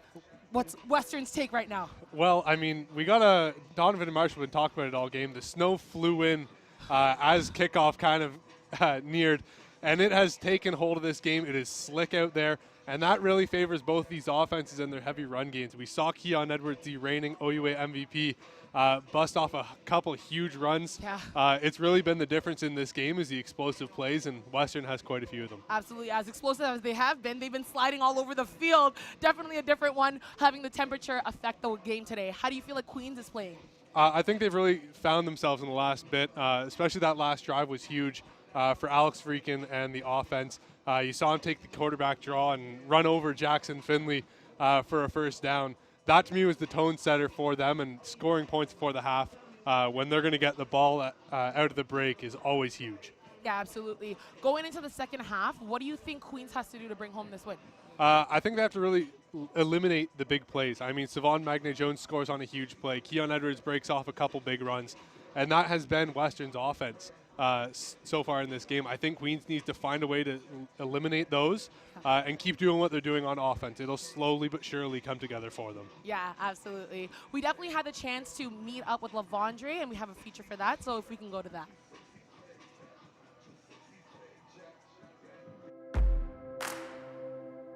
My name is Lavondre Gordon. I went to Laurier University and I studied sociology, criminology. Well, ever since I started playing football at grade 8, I liked being a part of a team where I was able to play numerous different positions on the field and kind of help my team in various ways. That allowed me to get a scholarship and abilities to go play in university. Fondest memory for me would probably be my 2016 Yates Cup year, just because if you have the chance to win a championship with a team, when everybody else is accumulated together, is celebrating something that you guys achieved together, that was the best feeling and fondest memory that I have. So I actually realized I wanted to be a police officer when I was in high school. Going through football and throughout high school, I had a coach who was also a police officer, so he was volunteer coaching on our football team. Seeing him being able to interact with all the kids on our team, along with being a part of the community in a police perspective, he kind of gave me details about how the job is. Then I saw the Toys for Tots charity games with Peel police officers and those kind of events. And what better way to be a part of the community and give back to my community than become a police officer? A student athlete prepared me to be a police officer mainly by prioritizing and being able to manage multiple responsibilities, learning how to juggle academics with being able to be a high-level athlete at the same time, along with doing workouts, team practices. Being able to balance all of that with school is something that you can translate over to not only policing, but any career. My current role with Peel Police is a constable uniform. It means I'm on the road, answering calls, interacting with the public. I'm basically in a mobile office, and that gives me an ability and freedom to interact with the public whenever I'm available. My advice for athletes going to start their careers would be to basically take all the lessons you learn in university, all the disciplines you learn, all those lessons allowed me to translate over into policing, and let that do the same for you.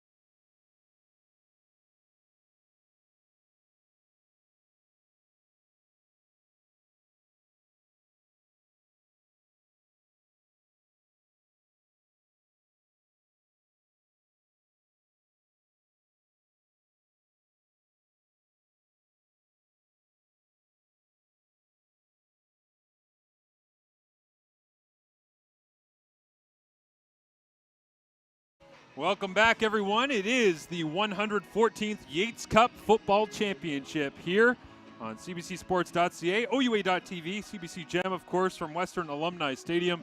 Marshall Ferguson alongside Donovan Bennett as we are getting set to kick off the second half of this one. The field has been, I don't think you can call it shoveled.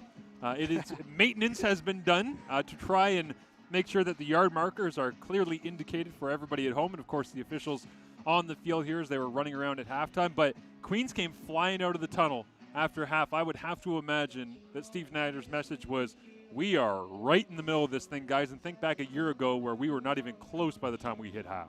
Very true. Flying out and into the tunnel. Like, yes. If you watched the end of the first half, freezing, and didn't have the score bug up, you would have thought the Queens Gales, the tricolor, were up. But I think many people expected for this game not to be close at this point, but not the men on that sideline, certainly. And so we've got a football game, 13-7 Mustangs. And you remove the big run by Keon Edwards and the big play-action pass and then score to Magnay Jones, this game has been pretty tight. And so I think that absurd was the message from Steve Snyder. We're right into this game. We just got to clean some things up. And it will be Queens kicking the football away to get things underway, so Western does have the chance to establish themselves in the second half first, as they began the first half with a 2-and-out, which 2-and-out's not tracked in the OUA, but certainly not the tendency of this offense, as it will be Magnay Jones crossing the 20. Big stick laid right there for the Gales to kick off the second half, as it's going to be brought down at around the 27-yard line. So much about playing Western is weathering the storm. Now, today you literally have to weather the storm, but both mentally and physically, how many times close ball game, end of the second quarter, beginning of the third quarter, 5-minute span, they get 21, game over. And the teams who have come in here and won, the McMaster Marauders on the way to a championship, the Guelph Griffins, the with Laurier Golden Hawks who have won Yates Cups, they've been able to weather the storm, stay in games and keep them close late, and then make some big plays to make it a special day. The Western will start their own 30-yard line, and they go right back to the ground attack. And why wouldn't they? Keon Edwards, though, stacked up that time very quickly, as flying in to make the tackle was Liam Sutherland after a gain of a couple. And that's going to be big. You're going to need some Queens players like Sutherland with single-digit numbers in the box, making things difficult for Edwards, making him see color, making him chop those feet. Snow continues to fall. It's 2nd down and 8. Hillock looks to his left, rips this one. And something we heard from Greg Marshall was the reason he didn't throw an interception in the regular season, even if he misses, it's coming out hot. There's no chance for even a defensive back to catch that thing, and that was a good example despite the conditions. He is a slender guy, looks like more of a tennis player than a football player, but he has a really, really strong arm. I'm interested, though, unlike some other quarterbacks who've been in this program, Michael Falls, Will Finch, big guys with big hands. And so with a wet ball, windy conditions, it'll be interesting to see how he's able to throw it. Again, a kick barely sent away as Queens coming after it on special teams, and maybe that's one to note away for later in this game. There's been 2 or 3 punts that have barely gotten away in a game where a block punt would be massive in flipping field position. Keep an eye on that when Western is forced to punt. So out comes Alex Freakin after I think what we can say was an effective first half, certainly trying to get things going and leaning on the ground game, but Richard Burton his main target, and certainly that drive at the end of the first half was the difference. Well, I think the biggest thing is, that the moment's not too big for him. He didn't come and play the occasion. He just came to play football, and when he does that, he's a pretty talented kid. So they'll start from the gun. Right hash mark here. 2 fullbacks in. Snap rolls away. Freakin trying to get on top of it, and finally wisely decides to just fall and create 2nd and a country mile. Yeah, discretion is the better part of valor. Started to think, can I pick it up on the run, make a play, get my Patrick Mahomes on, and eventually decided, you know what, I'm just going to make sure that bad doesn't go to worse, and I'm going to fall on this thing. So a big loss that time will lead to the always friendly 2nd and 30. Not a lot of things on the sheet for 2nd and 30. They'll They'll go with a 4-receiver set. Extra offensive lineman is in. Play action on second 30. Nobody's biting. Up to Burton in double coverage, hanging in the air and incomplete. As the Mustangs not fooled that time, and full credit to Queens for trying to take the shot, Donovan, but I don't think anybody was going to be fooled by anything in the backfield. They knew they were taking a shot. Yeah, no one was fooled by the play action fake, and it wasn't because of the ball skills. I always wonder why. Why on second and extra long are you going with a run fake? But Burden is their guy in terms of making plays over the top, gave him a chance, but in double coverage wasn't able to come down with it. And so Vreeken at this point, 7 of 12 on the day. No touchdowns, no interceptions, and his offense goes to the sideline as this punt spirals across midfield. Queens coverage unit right there. And again, great sound special teams coaching on both of these sidelines, leading to the coverage unit being in the right place at the right time. And the second possession of this second half for Evan Hillock. We've seen different strategies in the game of field position on specials. Western going punt safe. Let's just make sure we secure this thing, get it to our talented offense. Queens is saying we want to win this game. We're going after it. We're going pump block. So we'll see if there's a big play either way. Queens band here. Western band battling it out. During moments of breaks in the action is Coleman, the fullback, weaving around, trying to find somebody to go block as they'll hand it off to Edwards. And again, the Queens defense strings it out sideline to sideline. And Liam Sutherland right there to try and help finish this one off. And a gain of just 2 on the play. And again, linebackers and halfbacks. Yep. They got to put on the bigger shoulder pads today and help in the run game if Queens is going to be successful. They did it there. Snap comes up to Hillock, looks out to the wide side this time. It is completed, and near the first down marker, it will be Griffin Campbell making the grab and just getting down out of the way because there were some gold uniforms flying out. Getting down and also catching a little bit of a knuckleball as Hillock gets it out so fast. Sometimes he doesn't even wait for laces. He just wants to shot put it to you. And in will come Jackson White. Backup quarterback, former McMaster Marauder, been here for a while now. Was again one of those 6-year holdovers after the COVID missed season of 2020. And everybody packed in tight here on the line of scrimmage. And White will churn the legs, drive his way forward. And there are so many holdovers on this Western offense. There's a lot of very familiar names that you've heard, whether it was last year, the year before. And the biggest thing that Greg Marshall mentioned earlier was obviously having some injuries on defense, having turnovers. Zach Lindley, who's been incredible for the Montreal Alouettes on special teams this year. They lost him. They got Daniel Valente Jr. back, but he was drafted in the Canadian Football League as well, as teams were very interested in his ability to play special teams and grow into it. So there has been an evolution on the defense, but when you got a young quarterback and a young running back, as they do here at Western, they bring everybody back from a Vanier Cup championship team and try to recreate that magic. As they have 1st and 10, and they'll hand it off to Edwards. Right down the pipe, trying to churn the legs through tacklers. And right down the hash is Mr. Edwards' offense again. And for young tailbacks, watch Edwards. Slow to, fast through. Waits for his blocks to set up, and then gets those shoulders north-south. And I always love the fact he always falls forward. You never see him just held or pushed backwards, gets those extra yards. They go back to the ground game this time, and it will be down the right sideline, aiming for the pylon, touchdown Western. Keanu Yazbek, 2nd touchdown of the ball game. And that will make it 19-7 with 9:24 remaining in the 3rd quarter. And Donovan, that one was a runaway. And a nice luxury to have just in the back pocket. My 3rd string running back might be the fastest guy on the field. And it looked like the footing was not an issue at all that time for Yazbek, as got the corner, and have to think Queens defense is thinking, where was the edge? Where were we trying to turn that thing back inside? But great blocking up front as the Western kicking game knocks it through, and it's back to a 13-point advantage for the home side.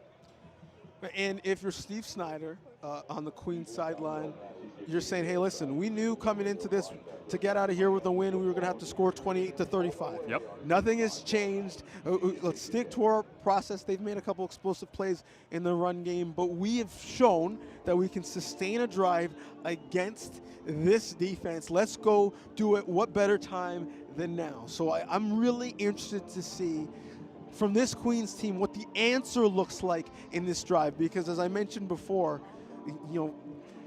Western sometimes plays Golden State Warriors basketball, where all of a sudden there's a flurry of Steph Curry threes and the game's over. Yeah. And so you got to really push them and force them to feel uncomfortable, to think, hey, wait, I thought we're supposed to be running away with this. I thought we're supposed to be punching our ticket into next week. And that's what it was at the end of the first half, as Queens had that extended touchdown drive, but Western answers right back as Yazbek, his second major of the afternoon. And at this point, you got 18 carries for Keon Edwards for net gain of 187 yards on the ground. Yazbek's got just 42 yards, but those two majors are the difference in this one. That's the failed extra point earlier on. It is a 2-touchdown difference. And out comes Alex Freakin. We were kind of joking in the first half as well about Burton feeling like he was going to end up with 15 targets. He's the only Queens receiver right now, Donovan, that has more than one catch on the ball game here, as Freakin will stand in the gun. Extra lineman in for the Gales to kick off this possession as Burton waggles down on the line. They'll hand it off, and it's Cesari trying to get outside, and he's pushed out of bounds at the 35-yard line. And that's the difference between Cesari and someone like Souls, who's looking to bounce it outside, putting a lot of pressure on that perimeter, making sure that you can keep contained defensively. And for them to get back in this game, he's going to have some explosive runs of his own. Queens defense all down near the line of scrimmage here. On 2nd down and 4. Pressure look. Queens will try to run right into it, and Western stacks it up. Everybody was part of the party that time.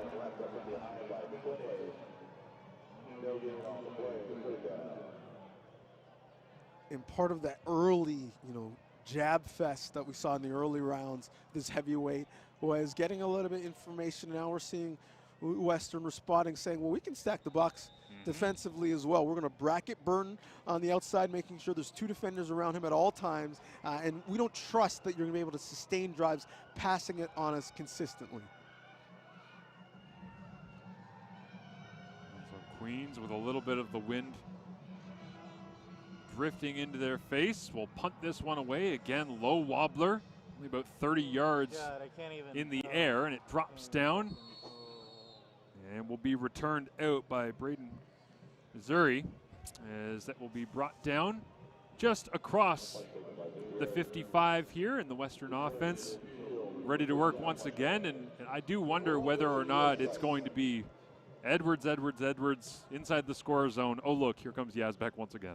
Well, you know what? Around midfield, game, in the balance right now, I actually think this is when Greg Marshall might give you a little bit of a tendency breaker, bit of a trick play. I know I've only got 2.5 games max left to play of football, to try to, come with a haymaker at this point. High snap again comes up from Beamer to Hillock. He hands it off. It is Edwards dancing in the open field, runs through a tackle, and he's still driving the legs inside the 30-yard line. Brought down, but took about 4 or 5 different tacklers in gold to get a hold of him. Edwards showing you the whole package. I'm going to try and juke you. Doesn't work? Okay, I'm just going to run over you. Fair enough. As you see, Edwards gets a quick breather on that sideline. In comes Yazbek.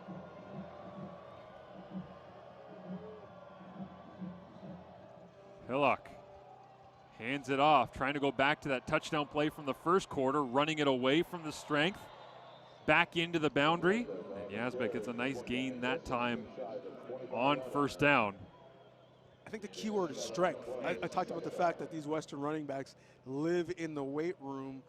How many times today have we seen the first tackler take him down? Yeah. You saw Yazbek with the stiff arm, then lowering the shoulder in the perimeter. This offensive line's pretty good, but they also make extra yards because they're so talented. Troy Thompson in the backfield. Play action to him. Hillock loads it up outside looking for Magne Jones. Little underthrown that time as the coverage supplied by Keegan Vanek. Good to see him healthy and out on the field after he was a bit banged up on special teams back in the first half. But there was your backbreaker. That was the shot play that they were looking for over the top. Again, when they go there, it's usually Magne Jones. It is, and it's normally him getting him moved around, creating matchups. He tried to, sell it and hope that the defender didn't realize the ball was on its way, but Vanek played well and played those hands and got the ball down. So we'll try to clear a little spot here to lay down the kicking tee as Western looks to add to their total on the day. Seth Robertson will be the holder. And Brian Garrity, the kicker, as the snap comes back low. Robertson got it down, and Garrity knocks it through. 5:53 remaining in the third quarter of the 114th Yates Cup. 23-7 is your score, as another good drive of about 40 yards down the field, and Western finds a way to convert it in really difficult conditions, and that's the first time we've seen a successful field goal in the day as well. Yeah. Wasn't without issues as it skipped back there, but was able to handle it and get it down. Queens electing to take the ball down 16. So, kind of still a two-score game if you want to go for two twice. But you really want to answer to at least flip field position so that you can stay close. Freakin play action, looks out to the wide side. There's Burton, big hit. And did he hang on to it? For now, it looks as though they'll say incomplete. And it will be 2nd down and 10, but interesting, Dom, seeing them run away and then flip it back and try to create some space for Burton in the open field. They're trying to get him, one, angles to throw him the football, but two, get him space, get him away from the safety so that he can start to make some plays. Defense all low near the box once again as Vreekin, quarterback draw, runs away from one, can't get away from the middle linebacker. Right there in the fold, Riley McLeod once again makes the play as the third-year engineer out of Hamilton. Never in doubt. There's a long list of middle linebackers at this school who wore 33 and made big plays. McLeod is the most recent one. He's almost a John Surla throwback, and he continues to make plays. And also real smart football player, gets them lined up defensively as well. He's out here on special teams as well. Standing on the right side of the Mustang rush against the punt. As Queen's best punt of the day drops down just inside the 35-yard line and pushed out of bounds. I got to say as well, just as a lover of uniform aesthetics, we were talking earlier a little bit about the Queens, what feel like throwback uniforms with the stripes and the gold and all the rest. Color on color. Yes. When you see Queens Western, this is the way it's supposed to look. Correct? Yes. Love it. I love it. And, I mean, these are two storied programs, color on color on the field. I love the fact that, so you mentioned the cheerleaders are battling on the sideline, the bands are battling on the sidelines. As a call goes against Mohsen Jamal II, and so that will back Western up a little bit. But, yeah, it's competition all over the place, in the stands, on the sidelines, on the field. We had dueling tailgates in the parking lot earlier. They were getting after it, by the way, when I pulled in. It was great. Great to be able to see the spirit of these two football programs with the Vanier Cup in a couple weeks right here in London. Keon Edwards gets the handoff, little stiff arm, gets to the edge, open field, and he'll be chopped down on the far side by Eric Colonna. And that's the recipe for Western, why they stay on schedule offensively. Offensive line moves the pile. First hand to touch Edwards beyond the line of scrimmage, but doesn't bring him down. Is able to get to the second level, puts his shoulder down, gets a first down. Hillock trying to get everybody organized here in the backfield and make sure that it's not an illegal formation. Proper number of bodies on the line of scrimmage. Goes to work. Hands it off. Inside against slow developing. Trying to jump cut. Back to the middle of the pile. Looked like Yazbek was down. And so they will call that one dead. And it'll be second down and about 7 yards to go. The development now, we see Queens offensively, they move around those H-backs to create angles. The person that Western moves around to create matchups is Magnay Jones, because they're selling out so hard on the run that he's been manned up for the last couple of possessions. We'll see if they can take advantage of it. 3:15 remaining in the third quarter, and they'll give Thompson a carry here. Rare touches. Clean game, but a flag comes up here and a holding call will go against the Mustangs. And so that will back them up unless declined here. Steve Snyder will accept the penalty.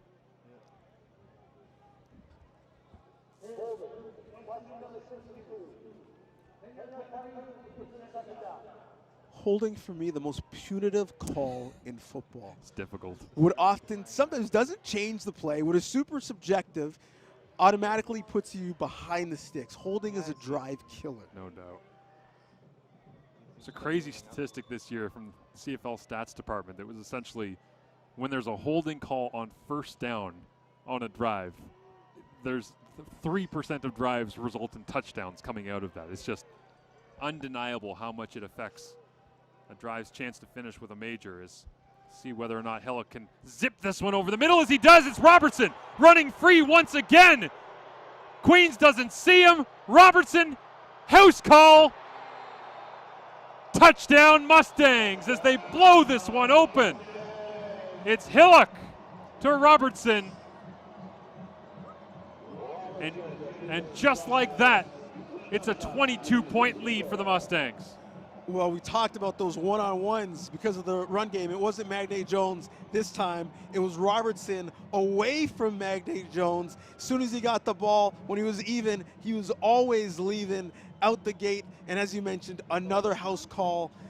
It is so tough to be diligent and commit the amount of personnel you need to the run game, but also cover wide open space with a QB like Hillock, who's going to put on a receiver in stride because he's so accurate. He zipped that one in right on 83 and running at full speed, breaking through the secondary, was never in doubt. And then you see the one defensive back on the backside of the play that had no idea that Robertson was running down the field free right down the hash. I mean, that's at full speed. No chance for the Gales. Does a good job running the ladder, gets great help from his homies, and then he's doing a little chaos, maybe a little right at Queens, as that felt like a haymaker in this battle of the two best teams in the OUA this season. And the Queens sideline right now, specifically the defense, gathered, trying to talk this one through and get themselves straightened out. Is all it takes against the Mustangs is a couple of missed assignments, and all of a sudden it's a major advantage for the home side. As Vanek will return this one out, bounces off of 2 and 3 tacklers and somehow rolls his way forward up near the 20-yard line. And I think the biggest issue for Queens defensively in the nature of that conversation, and quite frankly, it's what has helped Western defensively, is you got to win first down. Winning first down gives you the right to be exotic on second down, opens up the call sheet, and gives you some room for error. And the fact that you can't stop the run game on first down is opening up everything after the fact. We'll now see 30-7 with 2:32 left in the third. We said coming into it, Western hasn't had to play difficult, stressful football in the fourth quarter. With 2:32 left in this quarter, can Queens put a little seed of doubt that this game isn't already over in the Mustangs? Big drive here for the young QB. And the part of that I'm interested in too, Donovan, is that for Queens on the season, first down passes, they were tied for 6th in the OUA in terms of passing aggression on first down. And now that you're down by 23 points, all of a sudden you blink. Felt like you were right in this thing at halftime, and it's been touchdown, touchdown, touchdown. Now you have to try and think, okay, on first down, we want to be able to run it. We can run our way back in this game, but with the clock moving the way that it is, they got to go against their tendencies. That's it. 3-score game, and you have how many possessions left in it, Right. the way Western's running the football. Yeah. So as a play caller, you got to empty the sheet at this point because there's no reason to save it.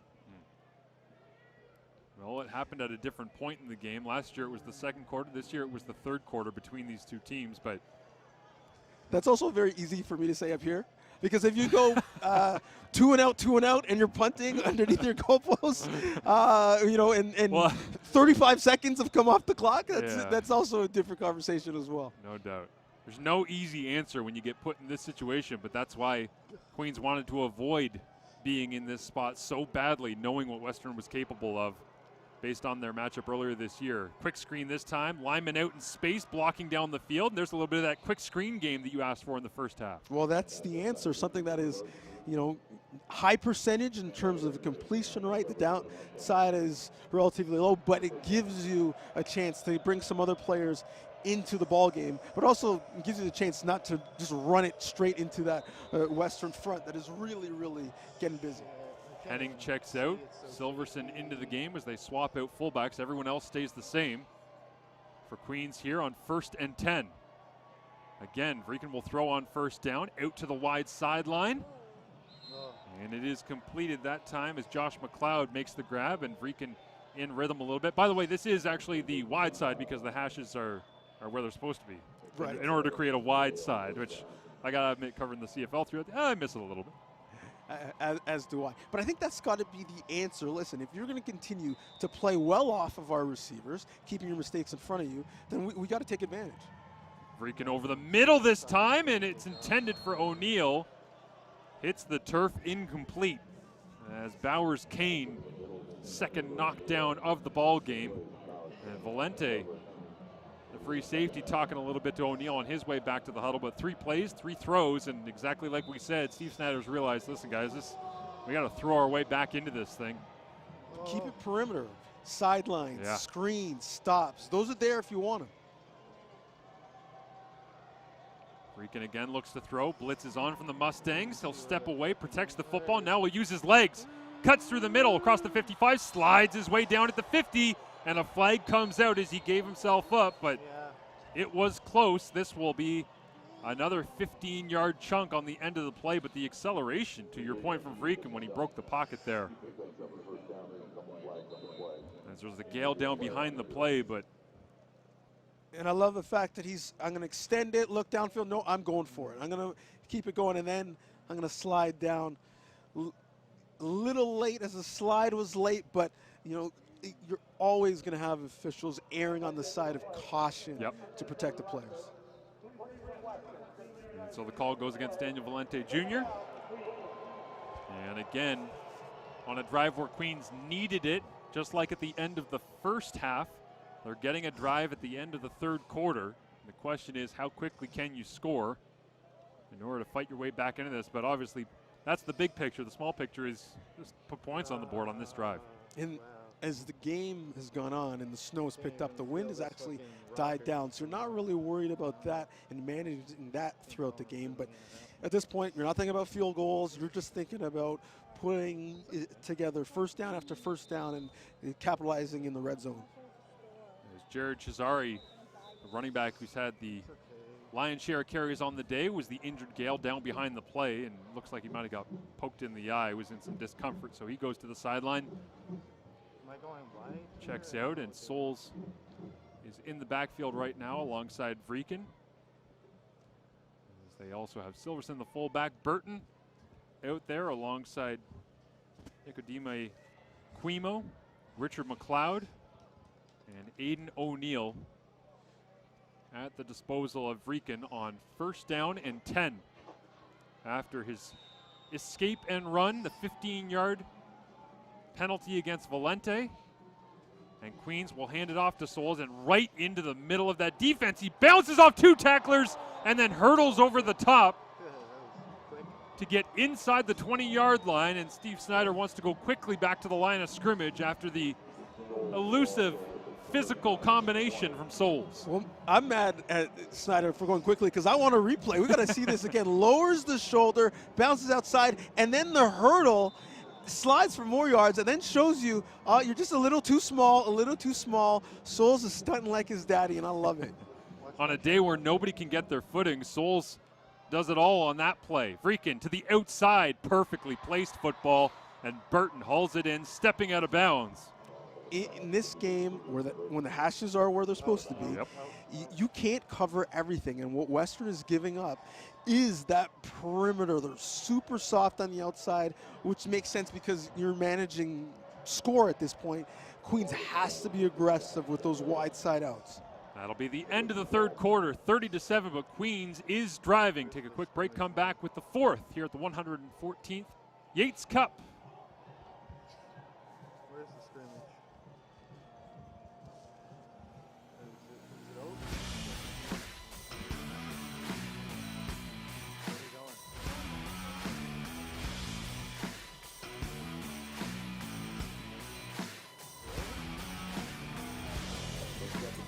Where are you going?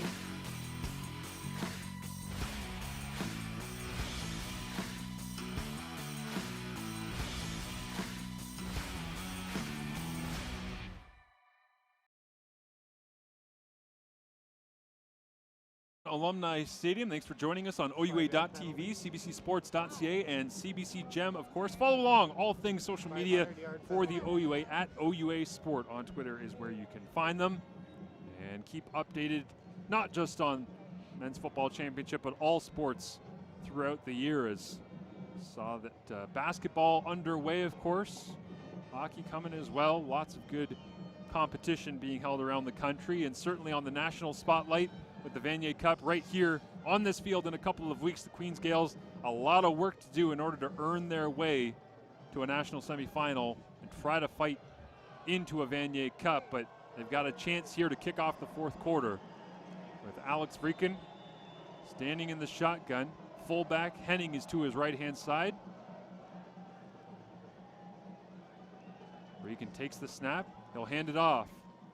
In between the tackles, down to the 5-yard line that time. Once again is Souls as he puts all 220 of his frame down. And I love what Queens is doing to create some run angles. We're going to take all of our wide receivers, all of our personnel, bring them to the strong side, get some of those Western bodies out of the way, and then run back to the quote-unquote weak side to give ourselves a chance. See what they do here on second down and goal from the 5. Souls stays in the ball game. They'll give it to 22, right down the near hash. And this is going to be a third down and goal for the Queens offense, as Freakin already looking to the sideline.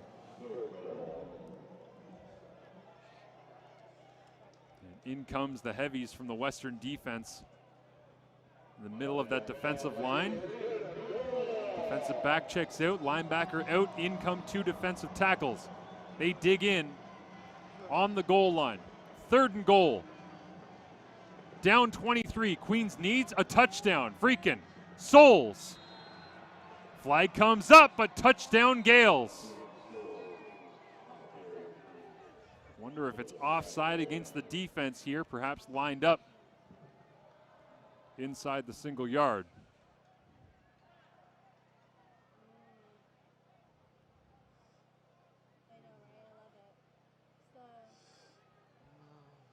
As the offense for Queens staying on the field right now while they sort this out.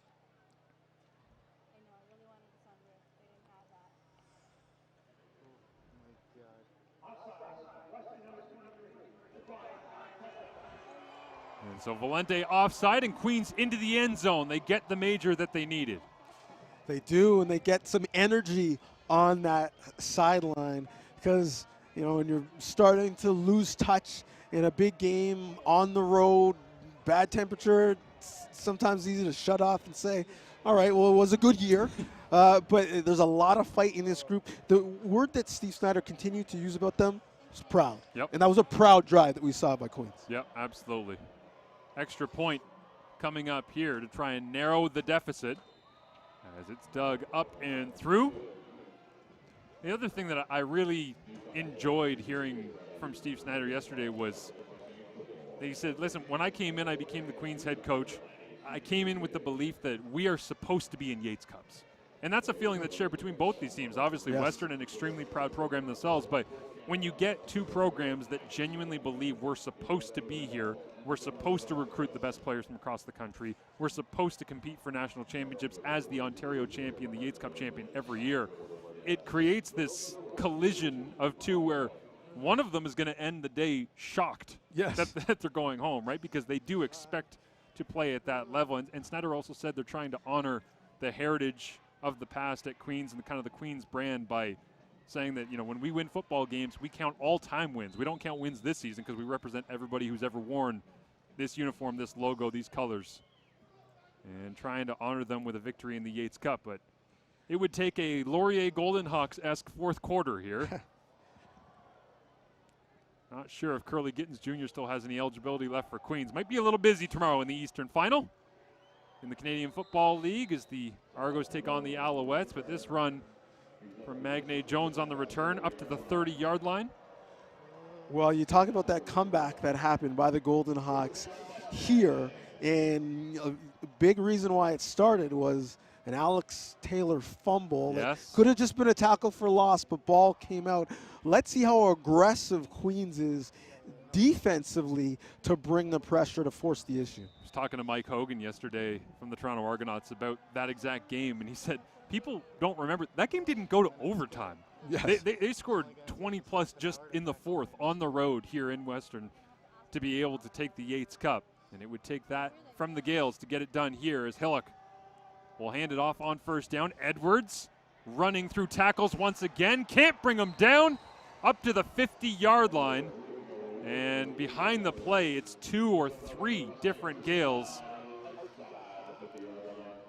So just to put this in perspective, it is cold. He's going against an outstanding defensive line. His feet are frozen, and he's running as hard now as he did in the first quarter. That's why. I was going to say day one of training camp. Well, yeah, that too. That's why he led the conference in rushing. Special player is Keon Edwards. And Greg Marshall talked about keeping the running backs fresh, and it feels like it doesn't matter who they put in right now. I mean, even Thompson's got a touch, but it's obviously Edwards is the primary. Yazbek is the one who's had a couple of touchdowns as they tend to the injured Gales down behind the play, make some substitutions here, and they challenge the depth of that defensive line a little bit. But this is where Western wearing you down and pounding it with Keon Edwards all game does start to play its role. Yeah, war of attrition when you're playing that offensive line, that group of running backs as they wear you down. And at this point of the game, Greg Marshall's playing as much as he's playing the opponent, he's playing the clock. Yeah. And he's looking to extend drives, run the football, and Evan Hillock is smart enough to know that he's going to use all of the play clock when he can because he's managing the game at this point. 30-14, Mustangs up over the Gales. Here on OUA.TV, CBCSports.ca, and CBC Gem. Marshall Ferguson, Donovan Bennett with 12:40 left in the 114th Yates Cup. Hillock hands it off inside. There's Thompson, just spoke about him. And all 230 of the big man rolls its way forward down the middle of that Queens defense, and immediately some defensive substitutions here with a couple of defensive line injuries. They start to roll the bodies through. Stop me if you heard this before. Through clean the line of scrimmage, second level, lowers the shoulder, first down. Now our third consecutive play with a different running back. I expect it'll be his third consecutive run from the Mustangs. 14-yard game that time for Thompson to go with the 256 yards on the ground right now. Stacked up in the backfield. Yazbek fights through the first tackle until reinforcements appear and finish it off. But as of right now, 247 net rushing yards. Not for the team, for Keon Edwards. That's where he stands, is 247. With 11 minutes and change. And they want to run the football continually here, so they'll rotate them through as Edwards comes back into the ball game after it was Thompson, then Yazbek. Here comes Edwards. He'll line up to the right of Evan Hillock. Hillock will look to throw. to the outside. That one's high and away. Incomplete is Justin Nixon. 4 touchdowns on the season, but couldn't haul it in. Well, we said you stop the run on first down, gives you the right to be a little more aggressive and exotic on second down. That's exactly what they did, forcing Western to pass. Got the incompletion. Now, as long as you field it correctly, you get the ball back with an opportunity to make a late run at this. And from plus territory here, Queens side of the field, Western will punt, and Queens looks like they want to come after it. Why not? Through the line, diving over the top, and it will be a clean kick away. Queens gets on top of the football. It's O'Neill, and Aiden O'Neill run out of bounds across the 20-yard line, but that one looked like it might have been roughing. Western sideline doesn't love it. They think they got a clean look at it. There's a couple of plays in the second half that the Western sideline didn't like. Sometimes it's the non-call that it gets you upset. Kevin Mickleborough had a long look at it, had his hand at his hip, but didn't reach for the flag. Says it was tipped. Advantage goes to Queens with that non-call. Now they get the football. You'd have to think that if the field were clean and the line and the rush could get off clean, that might have been blocked by an elbow. Yes. Or that might have been even closer. It was slow developing on both sides, the rush and getting the punt away. But for the 3rd or 4th time today, very, very close to flipping field position. And who knows, in a day like this, when you're rushing 5 like that, they're coming through relatively clean. You might have the cavalry and go for a jog with all your buddies to the end zone. Yeah, they're coming after it not just because they want to block it, because they're looking to scoop and score, get some quick points, and change the momentum in this stadium. Queens knows that they need some big plays, but it is a bonus to have possession of the football back with 10:48 remaining in the 4th quarter. Down by 2 scores. Freakin in the gun. Quick look out to the wide side. Goes to Burton one-on-one. And he'll drive the legs. And the attempted tackle that time by Jacob Saunders. Rode him out, but not until a Queens Gales first down. Until forced out of it, if I'm Freakin, I'm doing that all the way down. Just Burton or just wide side? Both. Yeah. I'm keeping Burton on that wide side. I mean, listen, prevent defense gets you beat for a reason. Yes.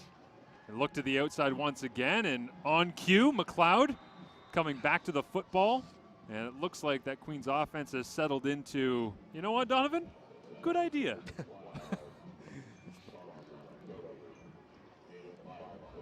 As Burton goes back to the wide side as they flip the hash from right to left on the completion. 5-yard gain.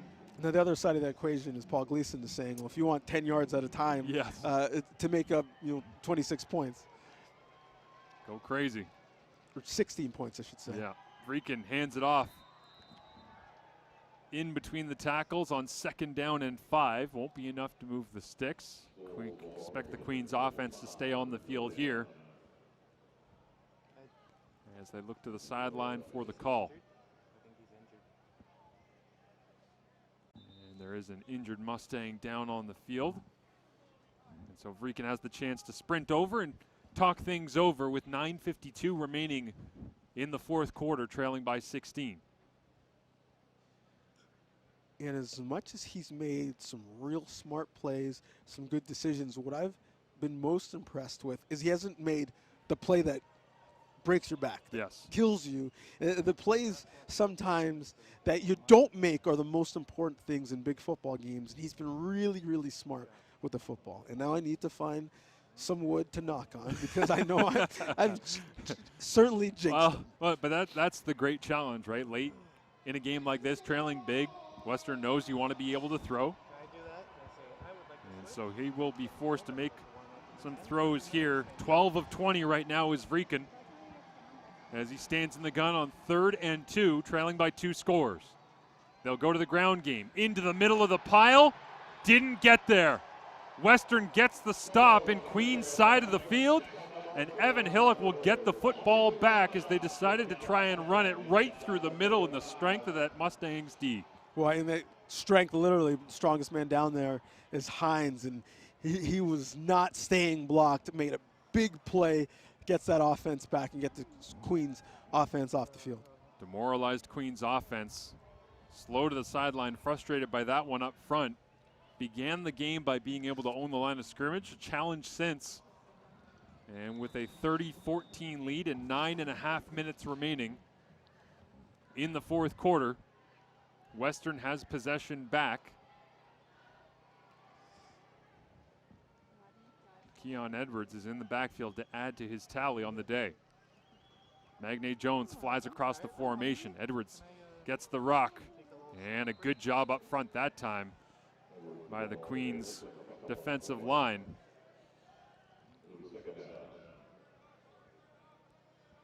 A gain of about 1 on the play, 2nd down and 9.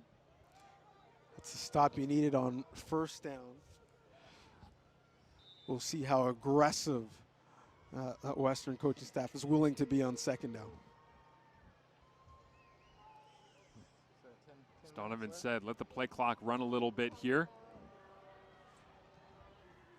Got to squeeze the air out of the football with multiple fullbacks and Thompson in the backfield. They'll play off it all. Go quick screen. Out in space. Knifing. Cutting across the 30 to the 20 to the end zone. Touchdown Mustangs.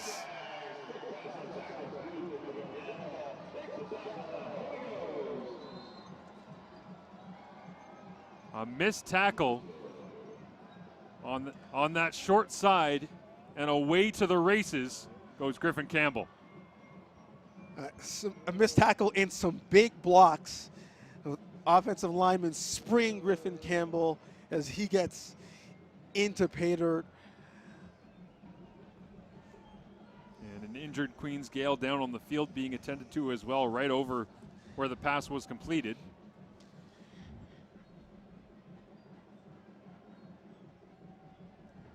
So many defenders in and around the box that in that screen game, you got man-to-man coverage, and so it's real easy sight lines in terms of who you need to block. And those Western tackles are so athletic; they can get out there and spring a block. And when you get a mismatch in size, sometimes those blocks can be a little bit more devastating. And say as well, like you got Zach Fry, the right tackle out there in space, 6'6", 305, but watching back some of the games from last year, even the Vanier Cup against a really talented Saskatchewan Huskies defensive line, his ability to anchor and throw people around might be in question, but he's athletic. Like, he used long and in the open field, was certainly one of the better offensive linemen available in the draft last year. Made his way back here to Western, and certainly happy to have him. As I got a feeling there might be unless Laval, maybe Montreal, but most likely Laval has something to say.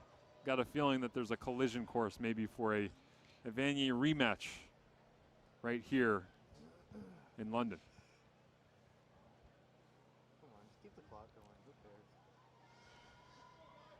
Laval might have something to say, or the Carabin may have something to say. That's what I'm saying. As the out-of-town scores, looks like Montreal making a bit of a game of it. 11-10. Yeah, right now. From the Donovan Bennett out-of-town scoreboard. No, this is actually from the Wade out-of-town scoreboard. Oh, okay. That's the Wade Zanketta out-of-town scoreboard. Thank you.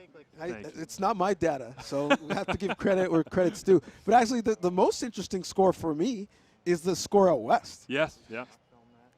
As Sask is up 9-7 over UBC. UBC needed some late help just to get into this game, but UBC also the only team, to really push Sask this year in the Can West. So there's been a feeling, and for many years it's true, that at this time of year who's going to be playing out of each conference. And Sask hosting once again. Western is the 1 seed. Carabin and Laval in the Dunsmore. Stop me if you've heard that before. St. FX by far the best team in the East. But I've seen real parity.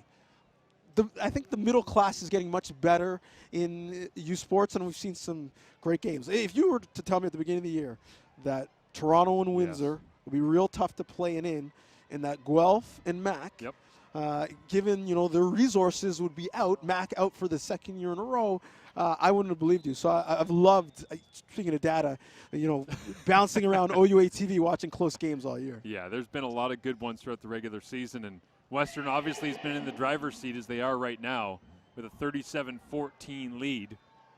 And Queens returning the football up to the 28-yard line. I'll say this as well, and I know I made the comparison off the top of a guy that I was fortunate to play with at McMaster who wore number 12 when I talk about Vreeken in terms of the athleticism, the quickness out of the pocket, escapability, arm strength, all that. But 2010 McMaster came in here in an OUA, I believe it was semifinal in that game. Might have been a quarter, but long time ago, Donovan, at this point, right? And it was a game that felt very much like this, where it was you put together a couple of drives here and there, you feel like you have an opportunity, and then Western does Western things. And certainly Quinlan and McMaster learned from that opportunity. I wonder what this result moving forward with 8 minutes left in the fourth might mean to Queens. Is over the top, Vreeken on first down, tries to go back shoulder. Burton couldn't throw the brakes on quick enough and couldn't get back to it. Well, I think the biggest similarity between this Queens team and the MAC team that was building under Steph Potasic and eventually got there was that they weren't afraid. Right? Sometimes you lose the test against Western when you get off the bus. You're afraid of the history, you're afraid of the players, you're afraid of the scouts on the sidelines. And that team that came back and eventually won on the way to winning, not just the Yates, but at Vanier, they weren't afraid. Joey Capito, he owned this building by the end of the day. He was so excited. So I see similarities culturally to what Steph had continued at MAC and to what Steve Snyder is building right here at Queens. No doubt. AJ Chol makes the grab on the wide side as Queens goes to that once again, and it'll be third down. Offense as the play is whistled in with 7.5 remaining in this fourth quarter.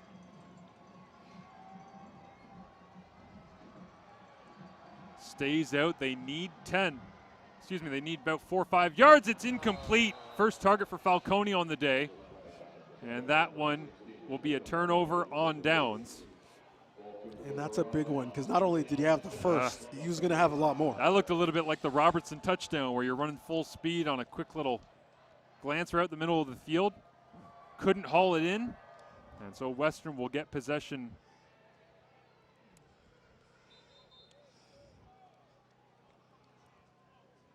Hillock gets in an extra couple of practice tosses before Kevin Mickleborough blows the whistle and says, we got things to do. Let's go. Yeah, go for it. 7 minutes left here in the fourth. 37-14. Western in control with the ball at the 35-yard line of the Gales. Yeah. Hillock hands it off inside. Nice play that time from the backside. As Queens defensive line, no let up despite the score and time in the fourth.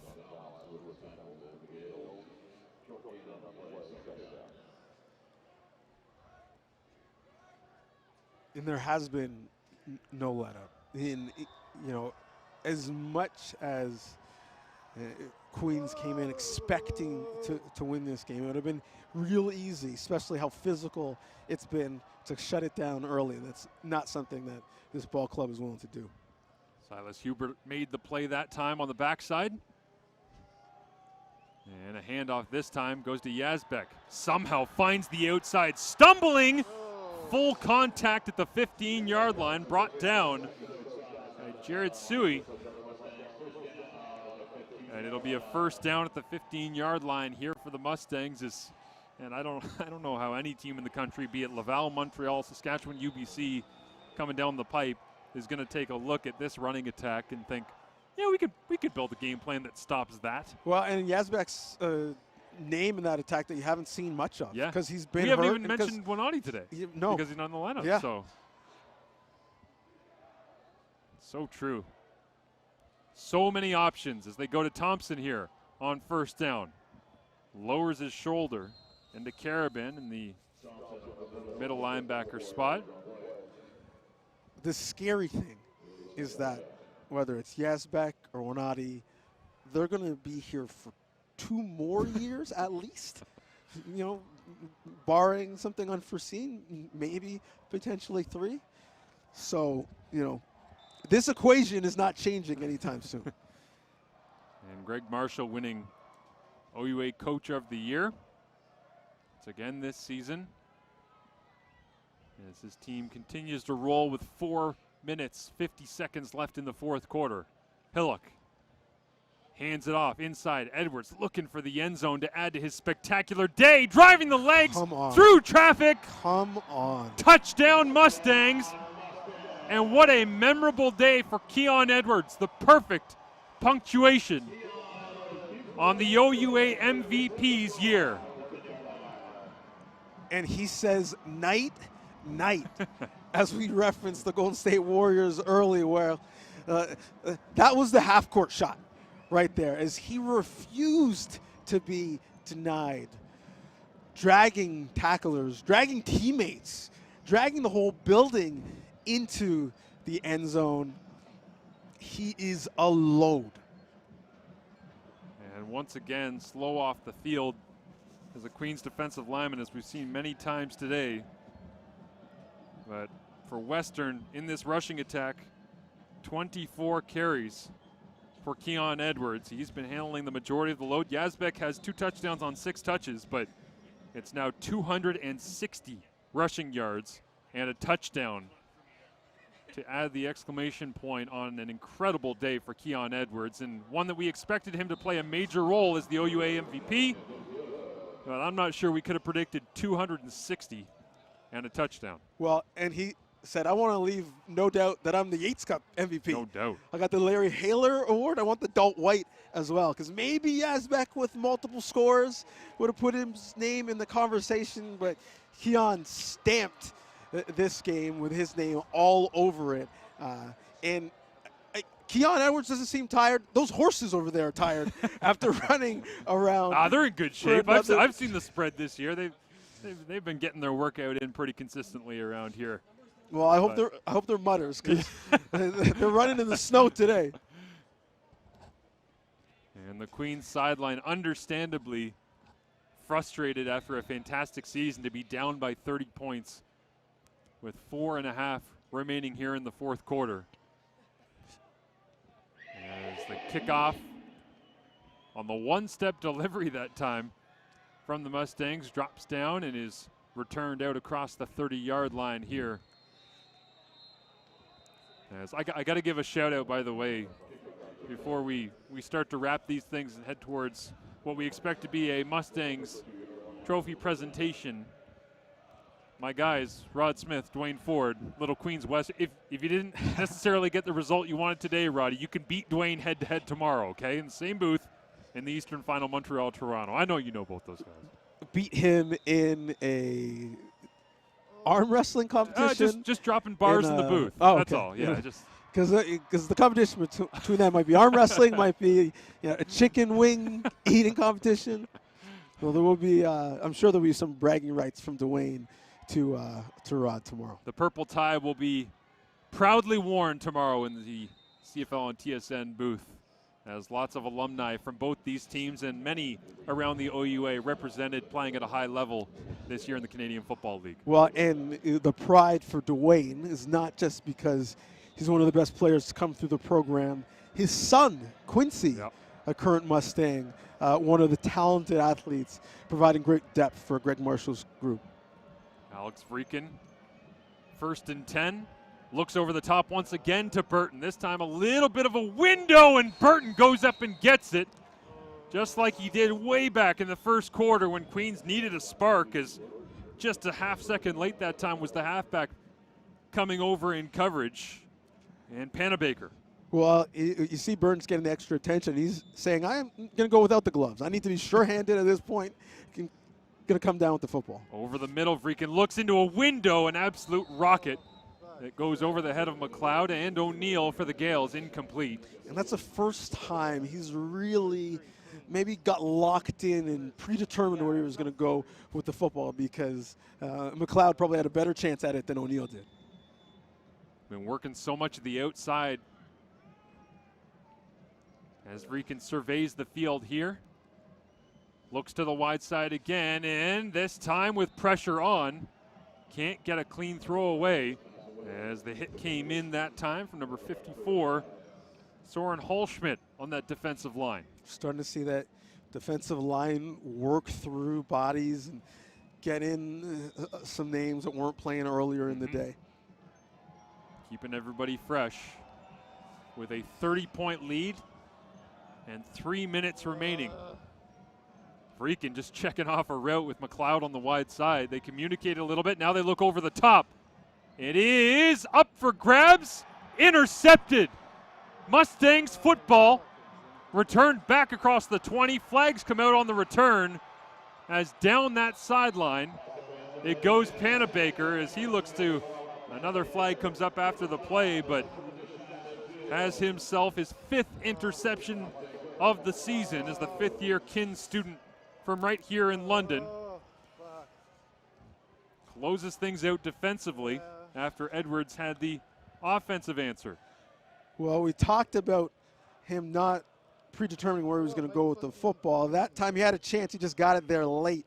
And the safety comes over, Panabaker makes a play, good return, and then those change of possessions, the guys coming from different angles, can get some chippy hits, especially late in the football game, and I think that's why we saw the flags.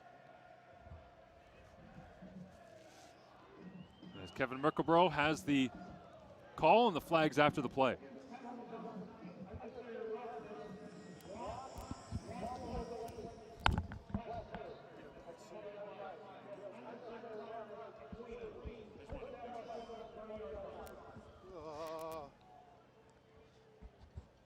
And so it will back up the Mustangs on the penalties on the return.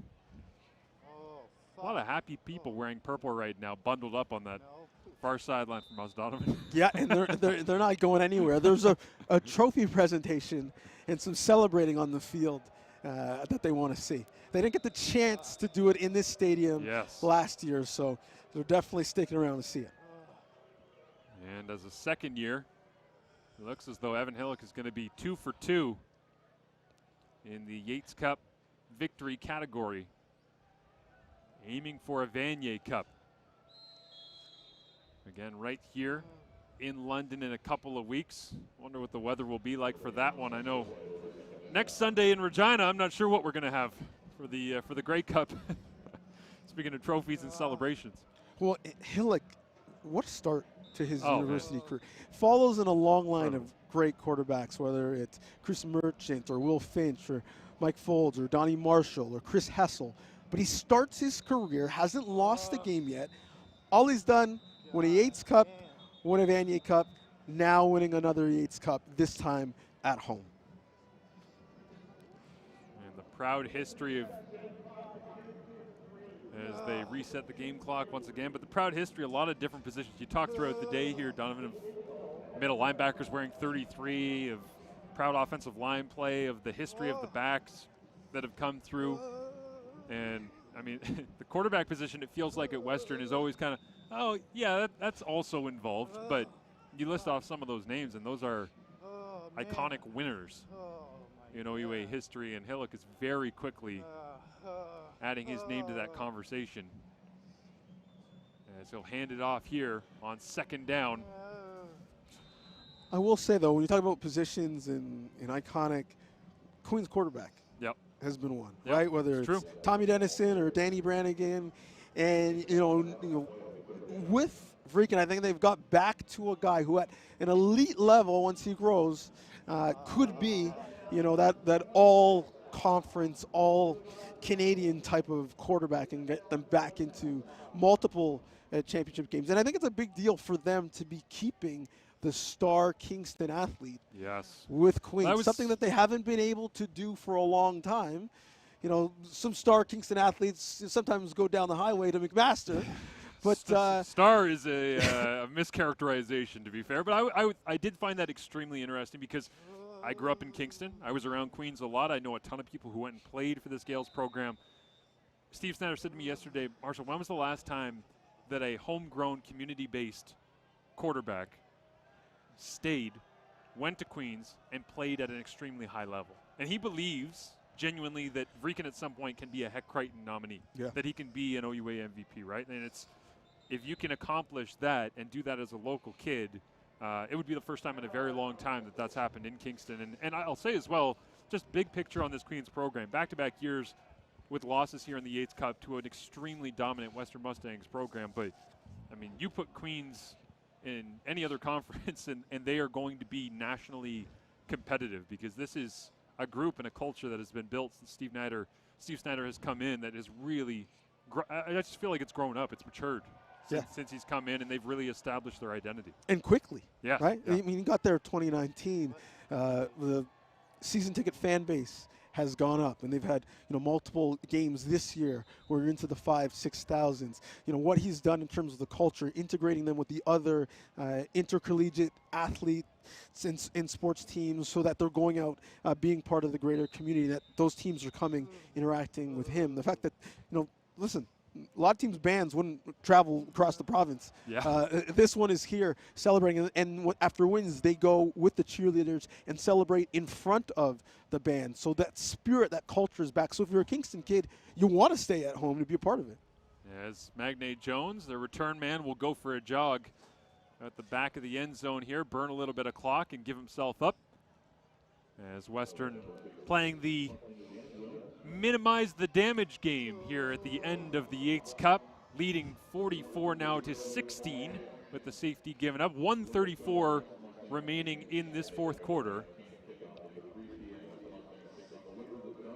And just here inside the stadium saying next Saturday, 3 p.m. kickoff, national semifinal against the winner of Laval and Montreal. I will say, as much as Western was the favorite coming in and all the rest, it would have been interesting to see a national semifinal of Laval coming back into play at Richardson. A slightly different looking Richardson this time around, but of course 2009 feels like a long time ago. Well, everyone talks about that Yates Cup being a classic, and I think it's one of the best football games I've seen at any level. But that national semi was a classic as well. Crazy. As quick throw out to the right-hand side. Vreeken adds to his tally on the day. But there were many iconic memories of that 09 Vanier run. And to be honest, whether it's the Merchant Vanier run or if it's last year with Hillock as a first year, these two teams etched in the history of Canadian university football, and great to see them both healthy and competing at a very high level here as down that left sideline goes the Gales, chipping away at yardage once again. Well, Queens put up a valiant effort today. Really pushed the Mustangs, I think, probably more than we've seen since probably week one when they went to Laurier. The question is who's left that can do the same and potentially beat them. Laval has been up and down. They're struggling with Montreal right now, who lost to Sherbrooke earlier in the year. Saskatchewan has looked good for the most part, unless they're playing UBC. And then I don't really know what to make of St. FX, because it's tough to grade them relative to the rest of the country, given the difference in the competition in the AUS. So I ask you, you got the rest of the field. Yeah. Who do you think is best suited to push the Mustangs? I think Saskatchewan is, personally, from what I've seen, and I know that they lost guys on that defensive line in the draft and all the rest last year, as Vreeken once again here, 2nd and 10, looking to create. Maybe throw down the field, and last second he'll flip it over the middle dangerously, incomplete with 1 minute remaining and trailing 44-16. It'll be 3rd and 10, but Saskatchewan's got the bodies and the body types to be able to be physical. That was what I was so intrigued by that Vanier Cup matchup last year, and Western did exactly what they've done to Queens to Saskatchewan last year in that game. I will say about UBC at the East-West Bowl this past year, they had 2 monster offensive tackles at the East-West Bowl in Hamilton at McMaster University, who hosted it. And I talked to Blake Nill as Vreeken zips this one out incomplete, intended for O'Neill.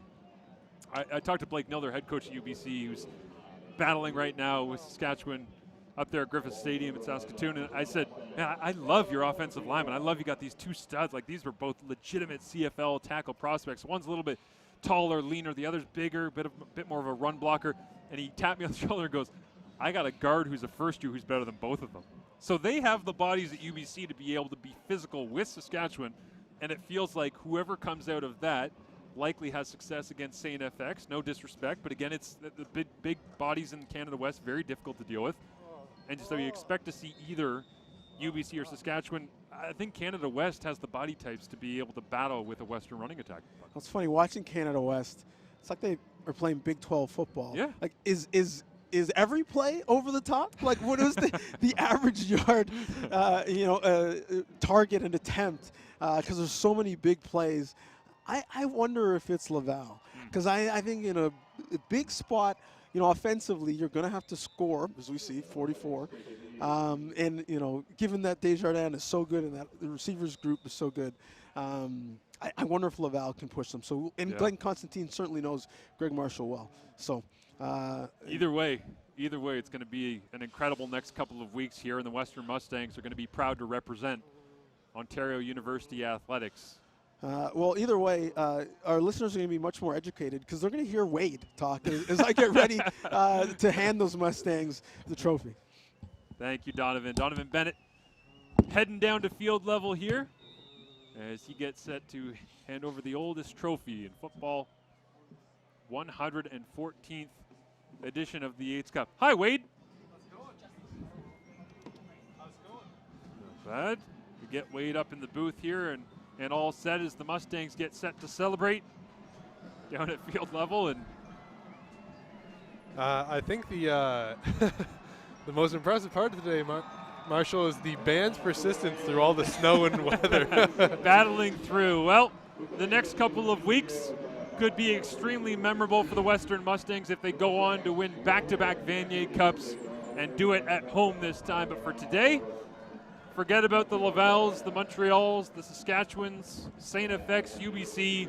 It was all Mustangs all the time on home field in the 114th Yates Cup as they come away with the victory on a snowy Saturday in London. Queens did their very best to keep this one close, Wade, but it was a predictable formula by the end of the ball game that cemented who was going to be raising the Yates Cup this season. A usual suspect of Keon Edwards. Usually he has his running mate, Edwin Oddie, helping him get over the 200-yard mark rushing. 269 by him alone. Yazbek also contributed, I think, about 70 yards. So quite the formidable rushing attack, as you and Donovan were talking about, who could possibly match this physicality. We'll see in the coming weeks as they have 2 more games to play, hopefully here for them at Western Alumni Stadium before they get a chance at the Vanier Cup for a second straight year. Asked Greg Marshall about this as he, of course, had been named OUA Coach of the Year once again this season at the OUA Awards on Thursday, and said, what is the feeling for you of being able to tell your student athletes, listen, guys, we don't just have a chance to do something special where we're winning a Vanier Cup in back-to-back seasons, and we have the Yates Cup at home this year, unlike last season when we went to Kingston and played at Richardson Stadium. We can stay in our own beds for the next month. We don't have to get on a flight. We don't have to take a bus. We don't have to take a train ride anywhere. We don't have to go out east. We don't have to go west. We ain't leaving town. They're coming to us. And that was certainly an emphasis. And he said, the biggest challenge, and I find this interesting as they go through the handshake line here, is that he said there's always pressure on us at Western to win because we have this standard of excellence that we need to answer every single time we take the football field, and especially on game day and especially on a championship game day for the Yates Cup like this. But he said, I'm not going to be sleeping either way. It doesn't matter, so we might as well come out and play at a high level because I'm not going to get a lot of sleep the night before. We said the key I keep trying to reinforce with our kids is the idea that it is about every single practice, every session, every little lift that we get in, being able to do that at a high level, because he knew if they came into the Yates Cup today, Wade, and they just said, well, we want to win the Vanier Cup at home. You got to go through Laval or Montreal. You got to go through Queens, and you got to have 2 good weeks of prep before you get to either of those. And I think, Marshall, the fun thing for me watching this, last year it was a big celebration. Mm-hmm. Final whistle goes. They're excited. They finally get back on the top. This year, it's pure business for the Western Mustangs. These guys, there's not as much celebration. There's some cheering. Of course, they just won a conference championship. But these guys all got a taste of the Vanier last year, and they are itching to get back in that national semifinal, play against a tough out from the RSEC, and then get a shot, like you said, hopefully at a home Vanier Cup. And as Donovan said earlier on, the Vanier Cup committee here, of course, including Christine Stapleton, the athletic director for Western, saying that the tickets for the Vanier Cup 2 weeks from today, 86% sold out as of Thursday morning. So if you'd like to be able to get down and experience a true Canadian football environment being played on campus here in London, make sure that you are getting your tickets for that one, because it'll be, I think it's going to be an extremely charged up environment regardless of who is in the game. But if Western is playing at home and they're able to beat Montreal or Laval, then that is going to mean a lot to a lot of people to see that happening right here, again, at home, where fans don't even have to travel, right? You can cut off all the expenses and make your way from wherever you are around the area to go and celebrate. And Marsh, I even have people from my neck of the woods east of Kingston who are Western alumni saying, we've already got our hotel, we've already got our tickets, we're just hoping that the team makes it, and we'll take the trip up to London. People are going to be traveling in. I know my brother, and he's a Western alumni. Some of his friends have also said, we're getting ready to go. We're getting our tickets ready. So, like you said about, it doesn't have to be a traveling atmosphere for the fan base to go all the way like they did last year out to Quebec City and Laval. Right. But the alumni, they're more familiar coming back to London. They're more likely to come back to where they know. Well, let's be real about this, too. When you're talking about celebrations and places that do homecomings right, I mean, that might be a late November homecoming that you're going to end up having. A where second homecoming. Well, I mean, I feel like at both Queens and Western, they do about 7 different versions of homecoming. But I would say that it could be a Western-style homecoming where they end up being able to have a lot of alumni make their way back, be around the program, and it will be loud and it will be fun if it's Montreal or Laval. Let's go down to Donovan Bennett on the stage for the presentation of the 114th Yates Cup.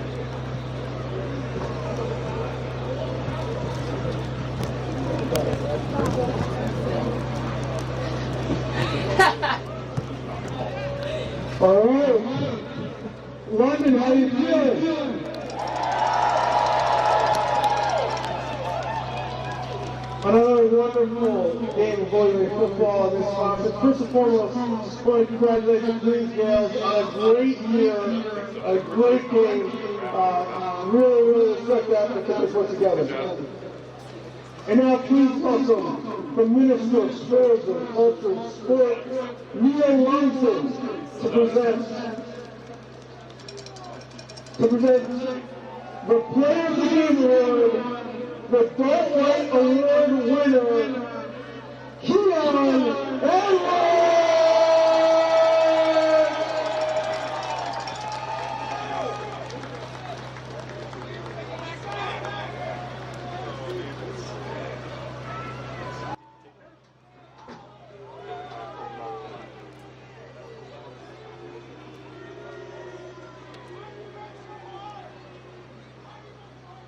Keon, you were running right here out there.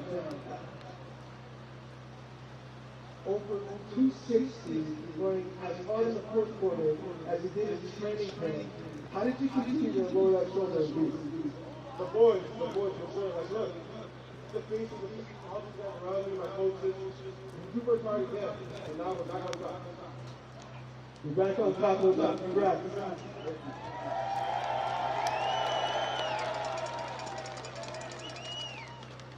I believe there's another trophy you all want to see. I'd like to invite Gordon Grace, President and CEO of OUA, to come forward and join myself and Neil, and President Alan Shepard as well.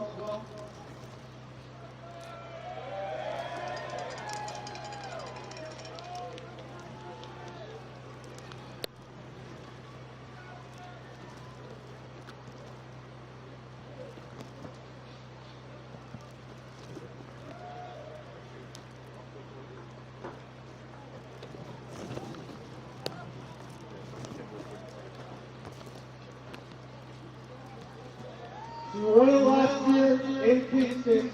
We're back in London once again. Won it more than any other team in this conference. The 114th Yates Cup goes to the Western Mustangs!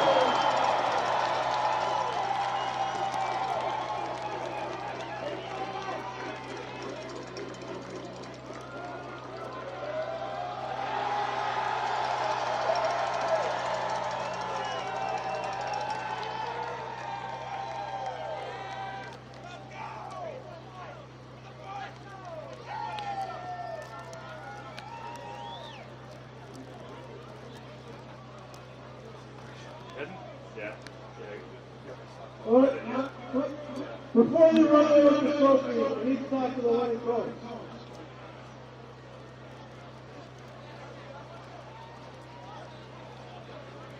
Greg, congrats on another Yates Cup, another great performance. Special to win it in London. And I know there's two special coaches that won it a lot. That we're really proud of the performance of your team today. Absolutely. Darwin Simone and Larry Hammer, built the tradition of this football program.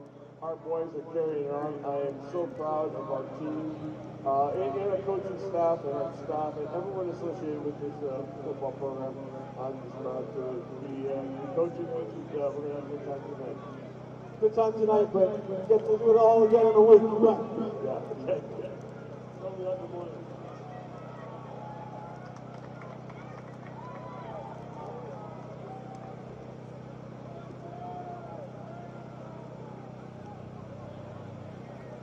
Well, that will do it from here in London in Western Alumni Stadium as the Mustangs hold court, being able to win the 114th Yates Cup Football Championship over the Queens Gales. 44-16 is your final, and the celebrations will continue on field as they get set for a national semifinal matchup coming up next Saturday. For Donovan Bennett, producer down in the truck, Adam Marshall, of course, Wade Zanketta, Dupe as well with us on the field level throughout the game. Thank you so much for being with us on OUA.tv, CBCSports.ca, and of course CBC Gem. And thank you as always for your support of all things university athletics in Ontario as the Western Mustangs once again crowned champions of the OUA in 2022.